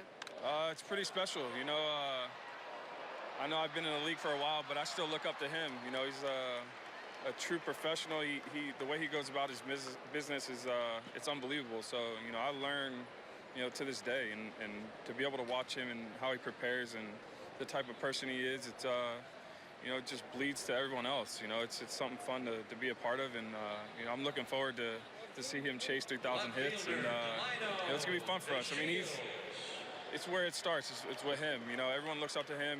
He has a hold on all of us of how we are in the clubhouse, and you know, the things that we do, and you know, so we're never out of line, and we just do the right things when he's around, and it's fun. Nat, thanks for the time. We appreciate it. Good luck the rest of the way. Good luck in the regular season. We'll send it back now to you guys. All right, thanks, Emily. Jeremy Profar with the flyout. Let's take a look at the active hit leaders in Major League Baseball. Ichiro got to that 3,000 plateau. Adrian Beltre just 58 away once we get started on opening day. Interesting to see him in Pujols there. 1 and 2 also for Major League Baseball players that were born in the Dominican Republic. Adrian looks like he'll beat Albert Pujols to be the first ever from the DR with 3,000 hits. There have been just 30 major leaguers that have gotten there. It's going to be an exciting moment when Adrian joins that company. 3-0 to DeShields. Yeah, that is a special accomplishment.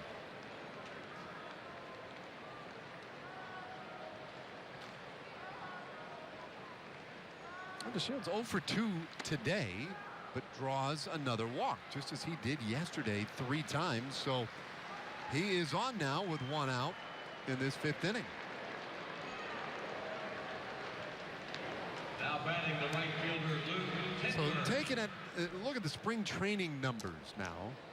And the American League leaders, Delino was 5 for 5, but he's going to stay right there at 5 stolen bases. He's done for the day. Well, I think certainly interesting to see him running the bases well. We've talked about it a bunch and what a difference kind of a year makes and how he has been so far this year, the shape that he's come and everything that's going along with Delino DeShields. But you saw Gerard Dyson on that list, and this will be something that Rangers players and fans will be keeping a close eye on this year, because he's anticipated and expected to be a guy that will lead off for the Seattle Mariners, a team that we will see a bunch this year. And he's never been a guy that has played full time, but if he can get on base at the top of that Rangers lineup, he's going to be a guy that not only the pitchers but the catchers as well, and Jonathan Lucroy and Robinson Chirinos are going to have to deal with. He has elite speed. He just never has played as much as he may end up playing this year for the Seattle Mariners. Tendler's first at bat of the day. There's a whole 0-2, and Jared Hoying, the man who replaces DeShields at first. Bottom of the 5th inning and a 1-run game. We had a nice crowd here yesterday. A real good crowd here this afternoon. Rangers will be headed back to Arizona after the ball game. Game with the Mariners tomorrow.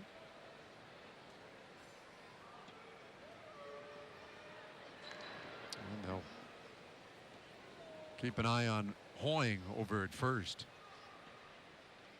In fact, tomorrow's game against the Mariners,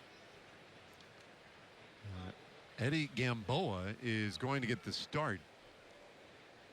And Gamboa, a guy who is still kind of in the mix as well, as a guy to make the roster, maybe as a starter, long reliever. And Hoying got caught off the bag. Looked like he thought about going to second base when that ball skipped to the plate, and then just hung himself out. It goes 2-3.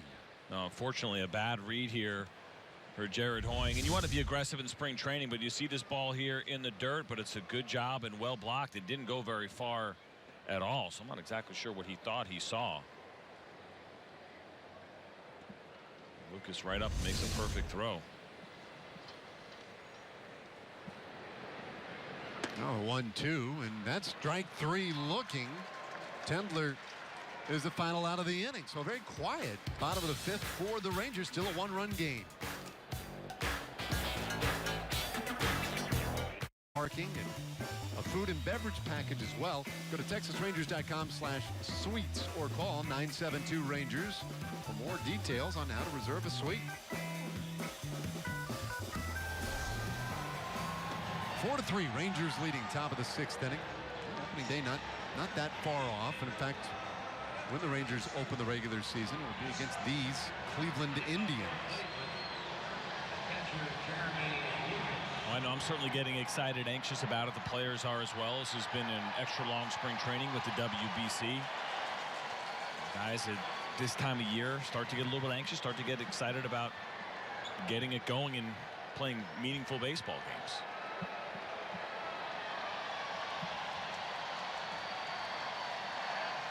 Well, Jeremy Lucas will lead things off here in the 6th inning for the Indians, a 9th place hitter.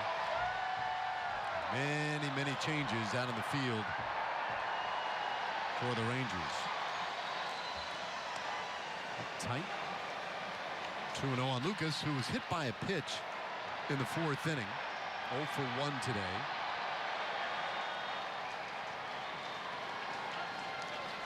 We'll do our best to get all these changes up to date. This ball rifled out to left center field. Hoying from left field closing in on it, but it is Heineman from center who will gather it up, and that is a leadoff double for Jeremy Lucas. Lucas thought about potentially going to third as Heineman bobbled that ball a little bit out in center field, but he thought better of it. You certainly don't want to ever make that first out at third base. Fastball here sits right in the middle plate, 2-0 count. Lucas hunting the fastball, squares it up, drills that ball to left center field.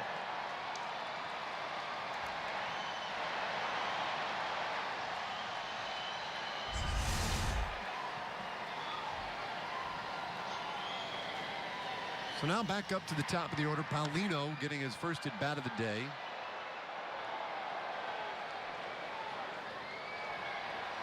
And shanks that one foul. Dorsey's Paulino. That was easy for me to say. It's a lot of S's, buddy. 3 out of the last 4. Leads the league. Probably. Can't say that with confidence, but probably right.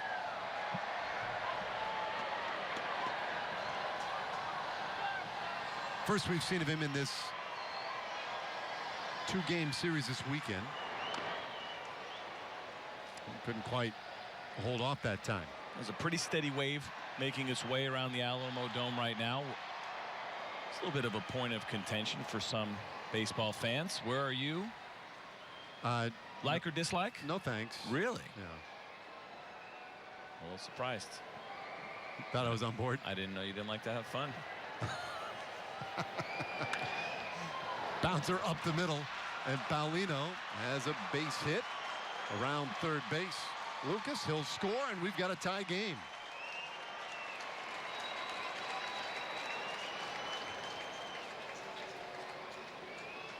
Pro wave, are you? Pro fun. Good job here. It's a kind of a hanging break ball that sits in the middle of the plate. Nice job keeping that ball up the middle in a big situation. So here's why.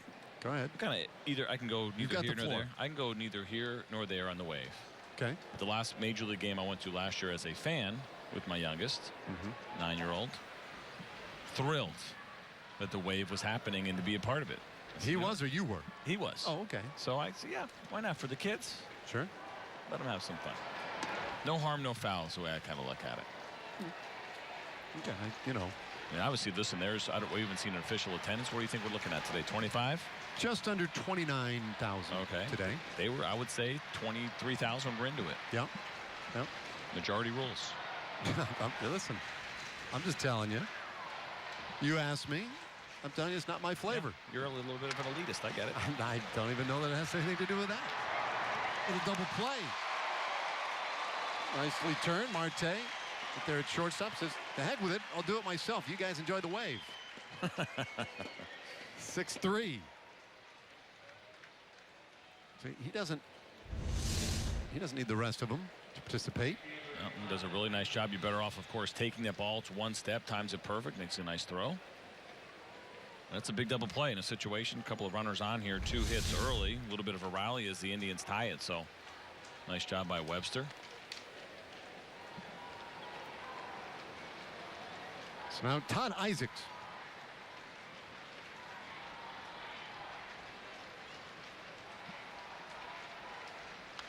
He came in to play right field here at the Alamo Dome in San Antonio. Big league weekend. I'm Dave Raymond with CJ Nikowski. Emily Jones doing the real work, getting interviews, bringing insight and actual information to the broadcast. Breaking ball in there for strike 2 while we debate the lighter things like the wave. I don't think you have to like it. It also seems to be this small sect that really hates it. Right. And I'm like, why? Because haters are going to hate, Dave. I guess that's kind of how it goes. That's what the kids say. Yeah. So I'm just not looking for any beef with anybody. Yeah. I'm you know, whatever. Yeah. But I may not stand. I was going to say, what about hands up sitting? Probably do that. You got that in you? Listen, I might stand too. I can't tell you. So you're not going to sit with your arms crossed like a cranky old man or anything like that. You're not going to take it to that level. No. I I'm easily swayed. So no backbone when it comes to no backbone. I don't have the energy or interest in spending too much time on something like that. Strikeout, though, of Isaacs. That I like. It ends the inning. We got a tie game going to the bottom of the 6th. It's a tie game. Heart of the order coming up at the bottom of the 6th inning. Tomorrow, we're right back at it again. Eddie Gamboa will have the start against the Seattle Mariners. And we will have that game for you on TX 821. 3 o'clock start tomorrow. Gamboa kind of working his way into the conversation as a potential as we prepare to break camp in a couple of weeks. And thrust into this spot because of the news of Chichi Gonzalez yesterday with a partially torn UCL that has him on the shelf for what appears to be a minimum of roughly 3 months. And so Gamboa, who was going to pitch in this series, has ended up just enjoying 2 days in San Antonio. Instead, we'll have his start tomorrow. Narveson on to pitch for the Indians. Chris Narveson, a left-hander. And he is the 4th pitcher this afternoon for Cleveland after Ryan Merritt gave them 2 in relief. Matt Lipka batting for the first time today. Lifts the first pitch foul.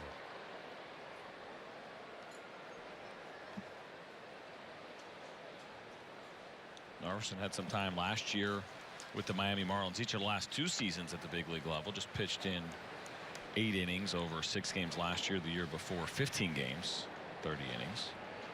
Even a couple of starts in there. But you remember him from the Milwaukee Brewers back 2010, 2011 when he was a regular member of that rotation. See the numbers there for Matt Lipka.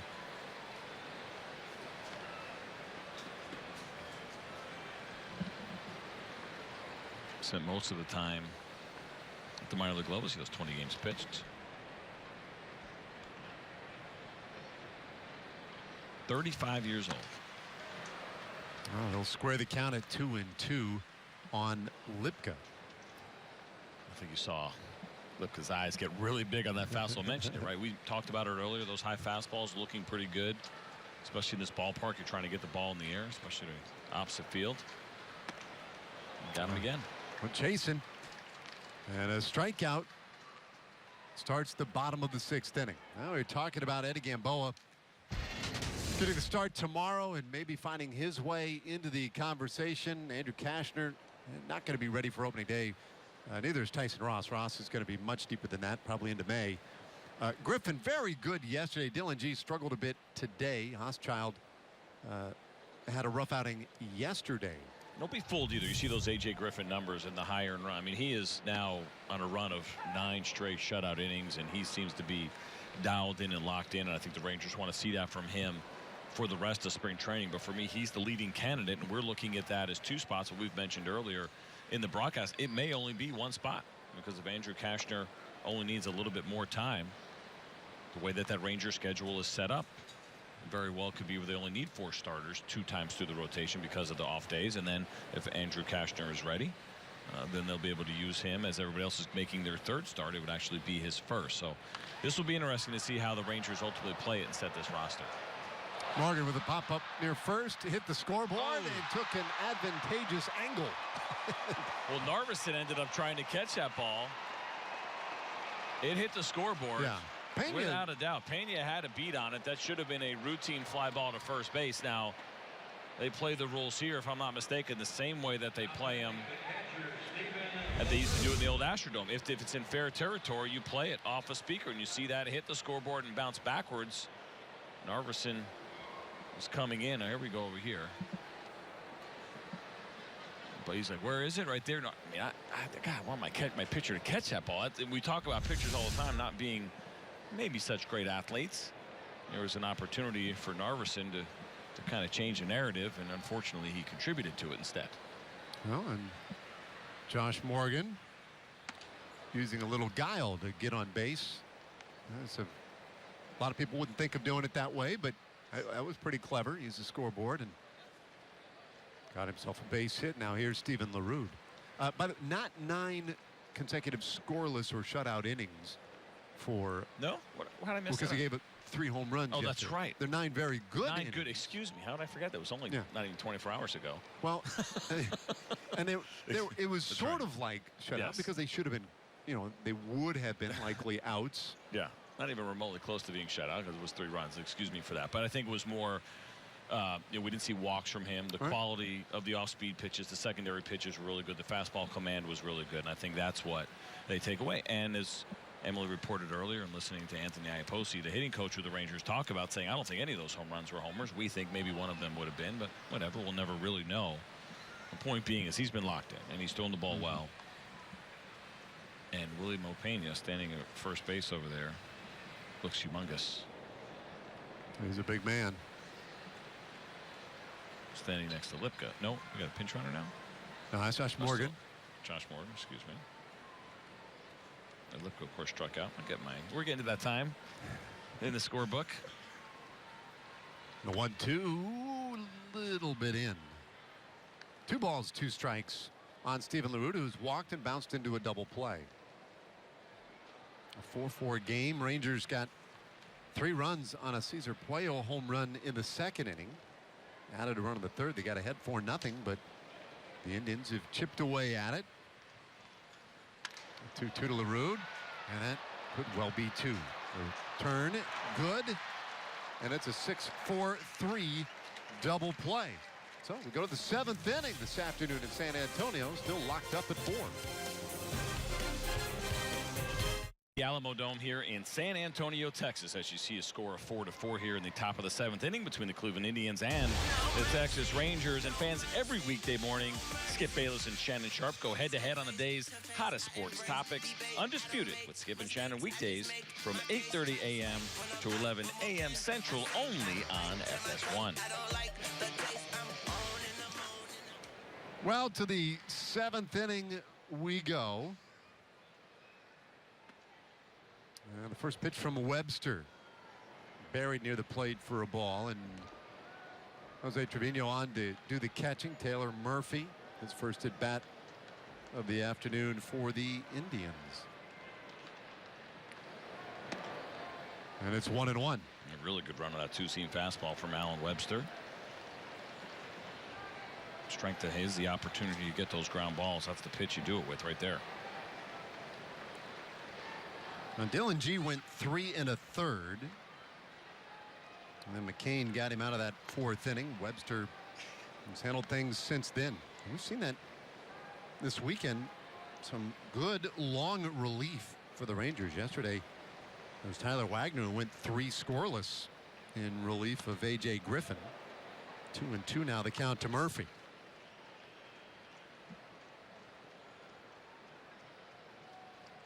So both teams have turned over every position on the diamond in today's game. And a bouncer right back to Webster, and he'll take care of it himself. 1 away. That long relief role certainly extremely helpful in spring training. Maybe one of the most difficult jobs in baseball when you talk about the guy who's kind of the last man in the bullpen there to protect starting pitchers. Times where you don't pitch 10 days and then all of a sudden now starter gets knocked out in the 2nd inning and you got to eat up 4 or so innings. It'd be a very, very difficult role to put up numbers in on a pitching staff. Well, there's big Willie Mopena. Doubled in the 5th inning. We can hit the baseball hard. Big man, 6'3", 260 pounds. Comes up empty.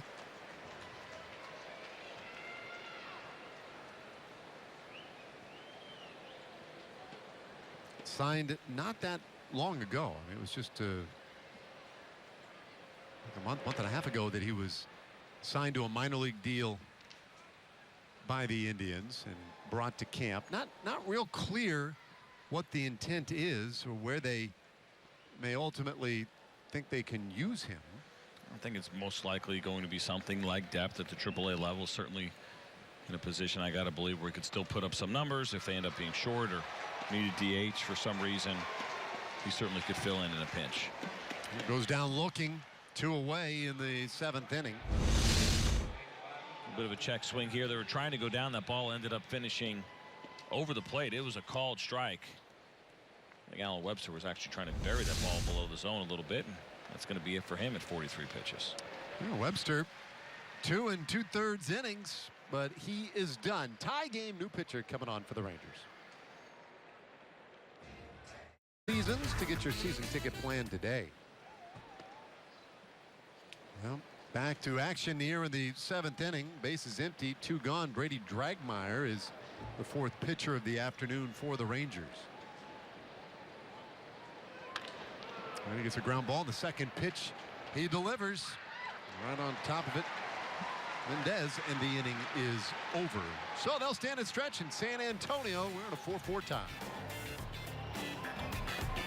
At the Alamo Dome, big league weekend here in San Antonio, joined now by Delino DeShields and Nomar Mazara, bringing some energy to our interview. Delino, I know you came into this spring training extremely motivated. Where did that come from?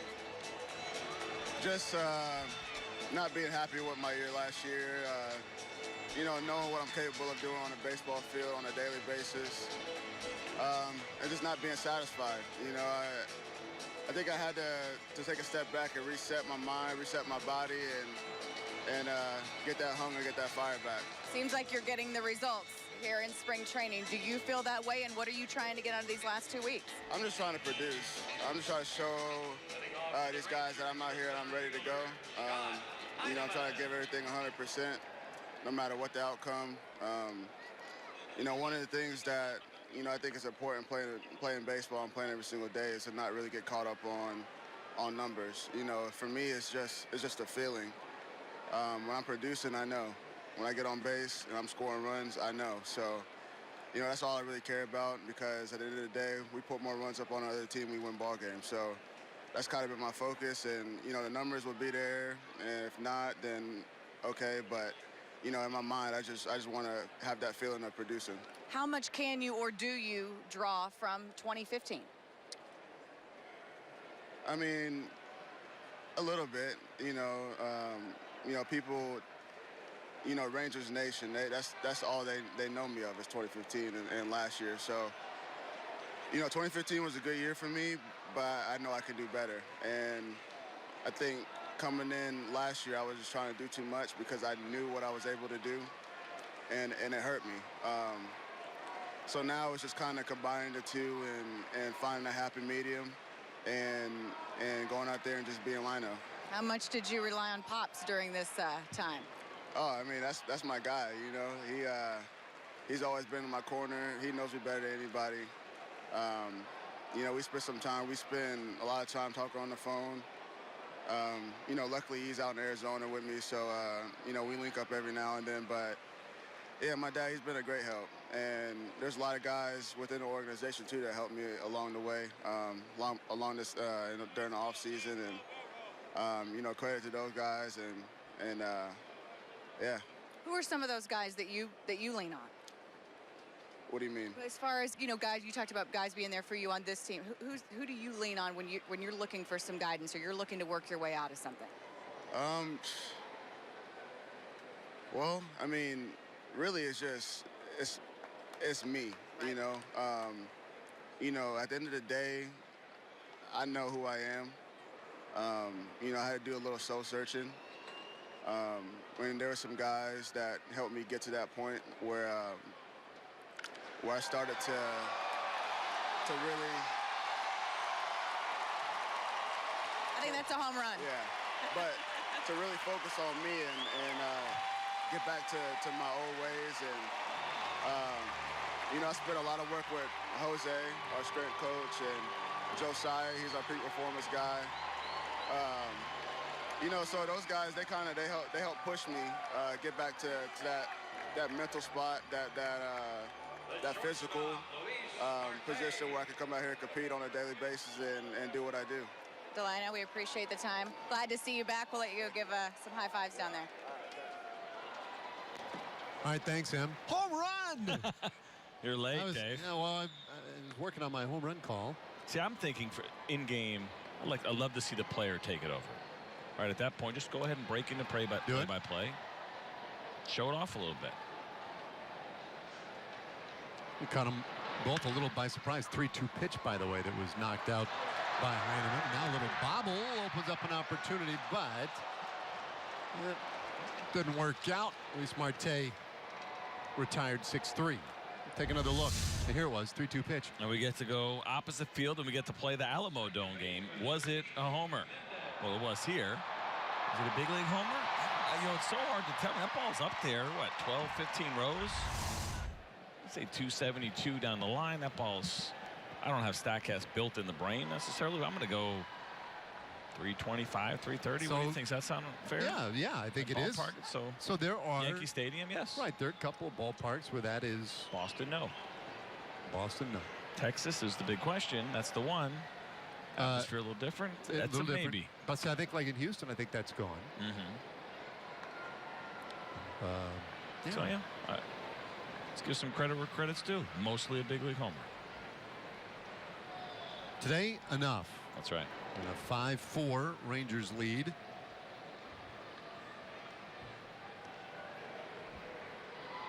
So yesterday was 3 home runs for the Indians, all solo shots, all within the span of 4 hitters.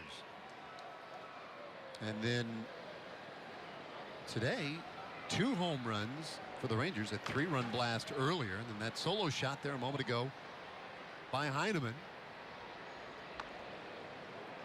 And it's enough to give them the 1-run lead. Well, that was cool hearing from Delino. He is having a very nice spring, and he's a really thoughtful guy. You tell a lot of times he's not just going to spit some word salad at you because you ask him a question. I mean, he wants to give you the real answer. And last year was a struggle for him. Just flat out was.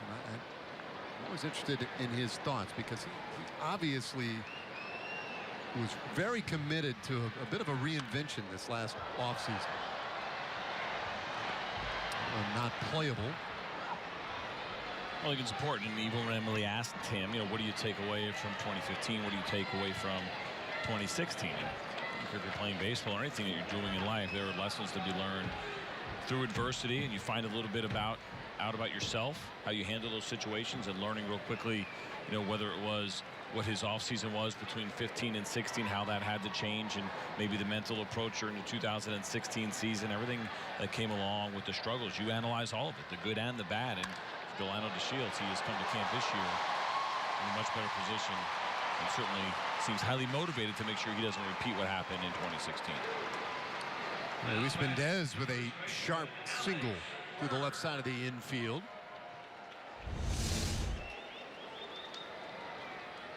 Trying to go in, fastball ends up being out over the plate. What that does, gives you an opportunity to extend your hands and extend that bat, and that's exactly what Mendez did. Another base runner. And Alex Berg, his first at bat this afternoon. I know what you're trying to do there. I think I heard it in your voice a little bit, the old Seinfeld bit. That ball hit well, center field, and gone. Alex Berg. Yes, sir, 2-run shot. First of the spring for Berg. And it's a 7-4 Rangers lead. And we got a fan that's going to try to get out there and climb on. That ball is still sitting out there in dead center field, and that was an absolute bomb. And all of those seats are covered in black tarp or whatever that is, and this guy seems determined to get there. But here comes the security guard, and going to quickly change his mind, and he's going to get out of there. That ball is sitting out there. You can see it just to the right of our camera. But he can't be out there. If you're trying to get that ball right now, you would be straight in the line of sight for the hitter right now. That would be extremely distracting. That was a bomb. That was a bomb. I will give you that home run. Big league homer. Anywhere. So 3 home runs today as we check in again with Emily Jones. So it was funny after everyone kind of made their way to give high fives on the way in. AJ Griffin passed me and he said, now that was a legit home run. There we go. Expert's opinion there. Yes, confirmed 4 out of 5 ball players agree. That was a home run. Hey, Emily, though. Emily, we were talking about the wave earlier. Do you have any thoughts on the wave? Do I have any thoughts on the wave? Okay. What kind of question is that? I'm somewhere in the middle, so I don't like it at inappropriate times. I believe there's a time for that. So you can't, if it's a close game in the middle of the regular season, in your team's batting, it's not the appropriate time for the wave. If it's a blowout, you can do the wave. I just think there's a time and a place for the wave. So if fans feel like the moment's getting big and they want to get behind the club, you're saying no, just cheer. No, that's not it. Yes, the wave is not the answer to getting behind your team, in my opinion. Cheering loudly is the way to get behind your team. The wave is... I get it. Maybe down by a couple, not in the middle of a rally. I think that's probably the time to do it. Or if the fans are feeling a little bit stale and if you boys want to know what the voice of the ballpark feels about the wave, just pay attention to the scoreboard whenever one starts up. Chuck Morgan will let everyone know. Well, the best was last year on Star Wars night. And a little pop-up. Gets kind of a funky little bounce. But, well, I can't remember. Would he have had Yoda up on the scoreboard? There's Chuck Morgan right there. He makes a trip down here to San Antonio every year. Spring training for everybody. He's getting it. Chips and hummus? What do we got? But Chuck, what did he put up last year? We had like Yoda on the scoreboard. Something about the Force and... You're asking the wrong guy, Dave. I didn't work here last year. Well, I got the memory of a squirrel, so I can't those are great memories. What are you talking about? Oh, do they? How do they find all those nuts? Yeah, you're right. And just bury. I mean, I would assume they do. They're burying nuts all the live long day. I would assume they know how to go find them. If my lawn is any indication, they don't really have to remember. They just dig, and there's always something there. Acorns, I guess, is really what they're burying. I mean, who knows? Maybe they bury everything. They're busy, man. Working very hard. A little offensive explosion here with the 7th inning by the Rangers, and they have retaken the lead despite that strikeout by Tendler. Couple of home runs in the 7th, playing long ball today in San Antonio, and the Rangers lead by 3.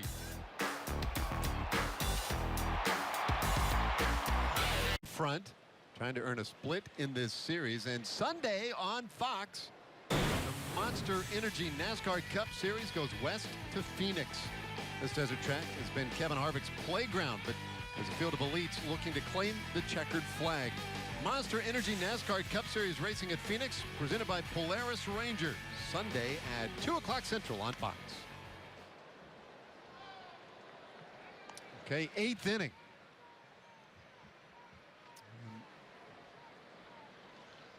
Jonathan Mendoza for the Indians leading things off.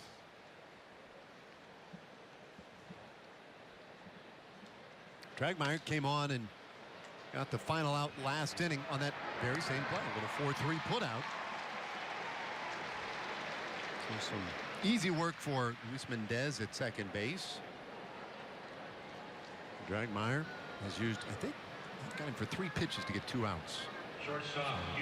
That's the way you do it.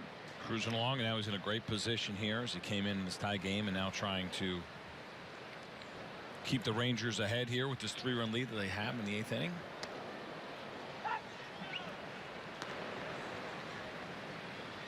So now Chang, we saw him yesterday.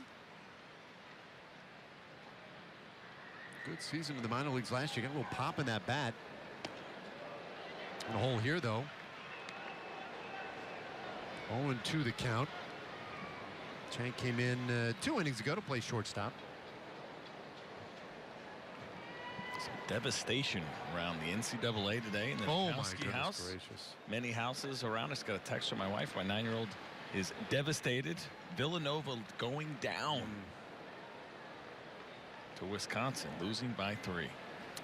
Yeah, that's the kind of thing that my bracket needs at this point. Which gives you a real good insight as to where my bracket was. I had SMU in the finals. Oh, really? Yeah, it didn't work out. Playing with your heart instead of your head when you're filling that out? But if that's right, then you're the big winner. And that's the way I treat it, right? Because it's near impossible when those of you get in with a lot of people. I'm in a pool right now is to see a strikeout. Second out of the inning. Dragmeyer continuing to throw the ball well. We've seen from him good movement on the fastball, as you see right there. Late movement downward. But I'm in the pool right now with about around 950 people in this thing together, so it's really discouraging when you get the results every day and you're in 875th place and you're just like, forget it. It's Friday night and I'm done. But things can always happen. They can. No, they're not. Apparently did earlier some today. Things happened. Yes. Well, here, a 7-4 Rangers lead. Daniel Salters caught the bottom of the 7th. Now his first at bat of the day for the Indians. And turns it foul. How's your WC bracket? Or WBC. So same thing. My little guy did one. He has Japan winning the whole thing, beating the Dominican. So he actually still has a chance. He did have Team Israel in the Final Four. So obviously that's not going to happen. Although that looked pretty smart about a week ago. And he had the, I can't remember what else he had in there. Yeah, well, he got all excited. He's a front runner. As soon as they jumped out, like they won their first 2 games, that's when he filled out his bracket, so he put him in the finals. Well, bouncer second base again. Mendez right there. And the inning is over. 1-2-3. As we go to the bottom of the 8th inning, and the Rangers lead by 3.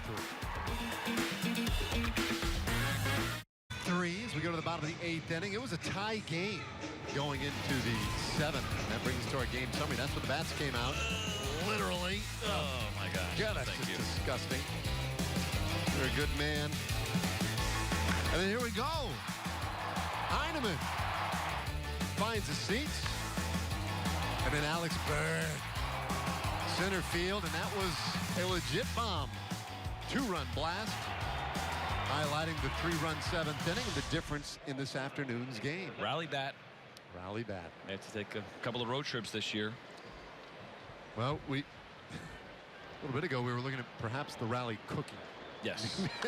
And I didn't want to be responsible for hauling it around all year, but given the choice between the cookie and the bat, take the cookie. I'd suddenly find that a lot more interesting. We've had a cookie sitting in the press box since yesterday.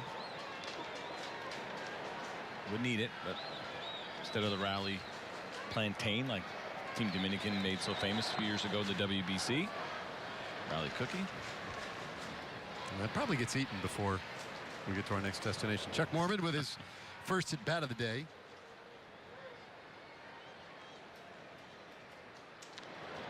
Rangers brought what, 37 players here to San Antonio this weekend, and just about everybody has had an opportunity to play. I think it's interesting how many guys asked to come back year after year now. Without a doubt. You heard Mike Napoli talking about it, and I think for him it makes perfect sense. You mix it up a little bit. You know, I mean, that's the thing, is you kind of get through spring training and get a little bit stale. You see the unique dugout that the Rangers have, runs, looks like 3 rows deep. That's a little setup, so a little bit of a different feel. But yeah, I mean, listen, spring training gets stale for players. There's no two ways about it, especially when you're Mike Napoli and you know where you're starting the season and everything else. And spring training is only about getting ready. So this ball is drilled. Boy, Mormon trying to go deep left field, and he does. It's gone. On a 3-2 pitch. He'll leave the yard. 4th home run of the afternoon. We saw him chase the fastball up earlier in the at-bat, and you talk about coming here and your opportunity to play with some of the big leaguers and big league coaches, and why not take a big swing on 3-2? And we said it before the game, anything to left field, center field is an absolute legitimate home run, and this ball was crushed. Watch the big swing here, 3-2, hunt the fastball, leave it up. And that was a no-doubter off the bat. Now Morgan takes a strike. Take another look. That's not a cheapie. It is not. And this is a big ballpark. 350 down the left field line, and it jets out a little bit. About 390 potentially on that home run. It was crushed. It looked like the staging area for Los Lost Boys. That's right. Post-game concert yesterday was Smash Mouth, right?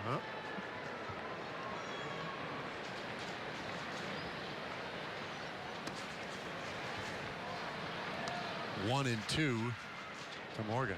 Los Lonely Boys, we're told. Lost Boys, Lonely Boys. They'll be performing after the game. Probably going to miss that one. There's a 1 hopper, second base. And on top of it, Castro for the first out of the inning.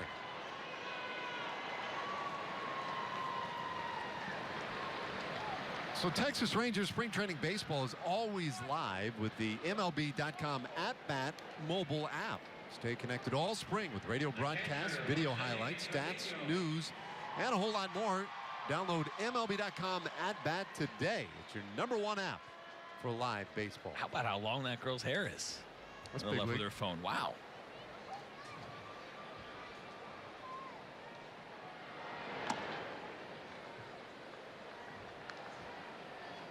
Jose Trevino, his first at-bat today. He started the game yesterday behind the plate. And chops 1/3. Nice pick over there by Mendoza. Good throw in time, 2 away.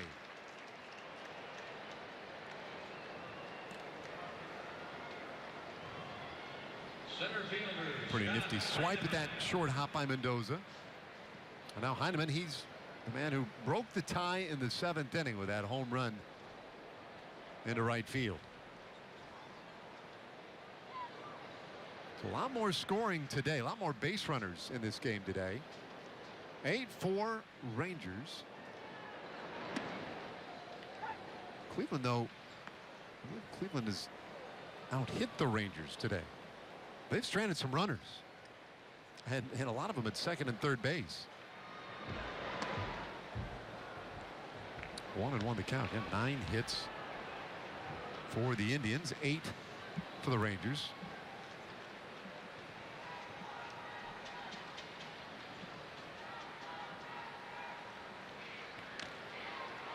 Heineman gets a piece. 1 and 2 the count. So far 8 runners left on base for the Cleveland Indians, just 1 for the Texas Rangers. Wow.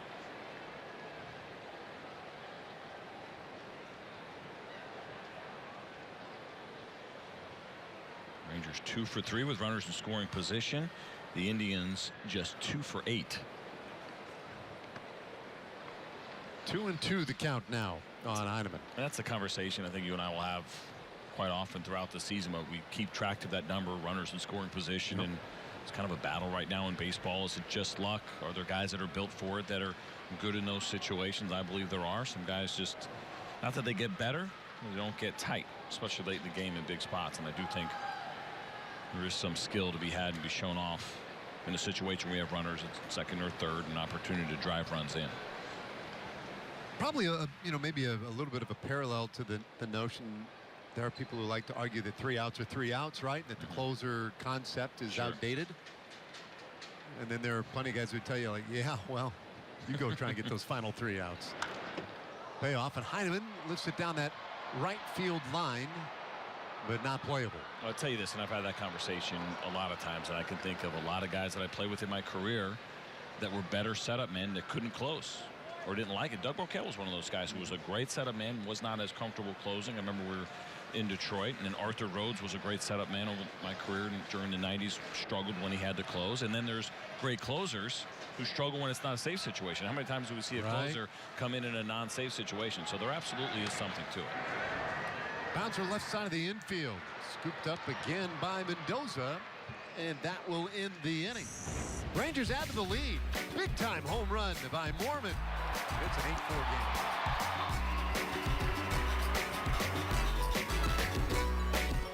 4-run lead for the Rangers. They had used the long ball judiciously today. 9th inning, last chance for the Indians to make this a game. All right, CJ, we asked you for your projected lineup on opening day, and this is what you came up with. I love you pinning on me like it's my fault. No, so here's what I think will happen. And who knows? This is not insider information. This is just kind of taking a look at the team and how the opening day lineup will probably look for the Texas Rangers. I do think this is about where we'll be. There's lots of options here, and it depends on how Jeff Bannister feels about going back-to-back lefties like we showed there with Odor, Mazzaro. Does he want to mix guys up a little bit? But what he does have, which is great, is we see R.J. Alvarez now coming on here and trying to finish things up for the Texas Rangers, is he's got options, like legitimate flexibility. There are certain teams you get locked in. There's some players you cannot move around. Carlos Gomez is one of those. You know, when he was with Milwaukee, you could use him in the leadoff spot, use him in the 2 spot. You could drop him to 4 or 5 if you wanted to as well. I think that's a possibility. I actually like the idea, I think, of Shin-Soo Choo leading off and Jonathan Lucroy batting second. Jonathan Lucroy is a good hitter, but he also has an high on base percentage. And Elvis Andrus had such a great year last year, and you're trying to figure out, well, how can you move him up in the lineup? I don't know if that opportunity is necessarily there, but if his on base continues kind of and progresses the way it was a year ago, I actually like batting him 9th. Now, people first thought is, well, why would you want him to bat last? Well, the idea there is to then back him up against your leadoff hitter the next inning. So I think that could be an option for them as well, but we'll see. We mentioned it yesterday, right? There's going to be a lot of different lineup combinations, but Jeff Bannister certainly is in a position where he can afford to get creative, and not creative, you know, to be silly and, you know, goof around, but actually try to get the most out of this lineup. Teams will run their projection models. They'll throw all the names in there with all the numbers, and they're going to try to figure out which way they're going to be able to score the most runs. At the end of the day, that's what it's all about. It will always depend on location, opposing pitcher, the opponent. I mean, all that stuff. And we made mention of this yesterday when we touched on this briefly. And Paulino shoots one out to center field. Wow, rocket into the glove of Heineman for out number 1.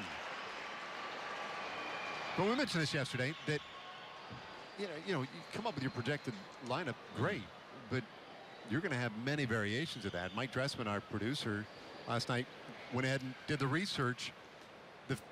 The fewest iterations last year by any one American League team was 101 different lineups. It was these Cleveland Indians, in fact. Which is kind of surprising, because that was a team that came in unsure of their offense. I did one of their games nationally in April, and Terry Francona said, we're not going to score a lot of runs. So when you have a team that you think is not going to score a lot of runs, you're probably mixing and matching a lot and trying to find those right combinations. They had some surprise years from guys like Jose Ramirez, and Mike Napoli was a big part of what they did a year ago. But you're absolutely right. We're going to see multiple lineups. The other thing we've seen, which has been the trend in Major League Baseball, is that we're kind of throwing out some of the old tradition, or the way that we used to look at lineup construction, right? Lineups used to be, all right, the leadoff guy probably doesn't have a lot of power, but he can get on base, but he can run, right? Then it was the second guy was a good on base percentage guy, and he was good for contact and things like hit and runs. Well, what did we see last year? We saw Joe Mauer leading off at one point. We saw Carlos Santana leading off at one point. So I think teams are kind of throwing a lot of that out the window, and now it's not just about having a speedy guy necessarily at the top of the lineup, although that's nice to have. It's about putting some good hitters near the top. We have seen Mike Trout hit second, seen Bryce Harper at times hit second in the lineup, and so that's why I start to like the idea potentially of a guy like Jonathan Lucroy maybe sliding up in that 2 spot. 2-strike pitch from Alvarez, and this one bounced to the right side of the infield. Alvarez, great job covering the bag. And there are 2 away. Well, last year the Rangers used 124 different lineups. That actually put them in the lower half of the American League in terms of, I guess, creativity, if you will, or multiple variations. Most in the league. Minnesota Twins used 148 different lineups in 162 games. Amazing. And you remember we had, this was a couple years ago, Joe Madden was in Tampa, goof around with his lineup, and he did the 8-6-7-5, right, 309 deal from the song Jenny, and everybody thought that was cute, and then they went out and they lost like 8-1. Well, maybe that's not so much fun anymore. Last hope for the Indians, Todd Isaacs. Rangers trying to split the 2 games here against the defending American League champs. Yesterday fell just short, 3-2. Today used the long ball, and Steve Buechele going to get himself a W. And Gino Petralli, apparently Gino's like the bench coach. Nice trip. 1-1 the count. Got half the crew back in Arizona, or better than half, I suppose, back in Arizona. 1-1 from Alvarez, and he gets the corner for strike 2. Now Dylan G went 3 1/3. Alan Webster went 2 1/3 in relief today. Freddie Dragmeyer faced 4 batters and got them all. That's some pretty good pitching by the Rangers this afternoon. A lot of offense. 1-2 to Isaacs. Not leaving it up.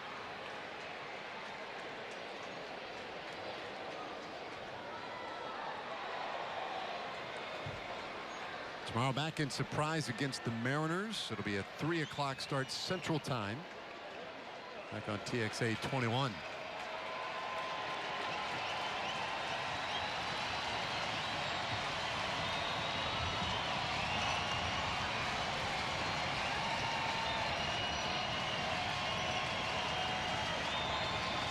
Two-two, and he got him swinging. So a strikeout ends it. A perfect 9th inning for R.J. Alvarez, and the Rangers beat the Indians 8-4. We'll be back to wrap it up in just a moment.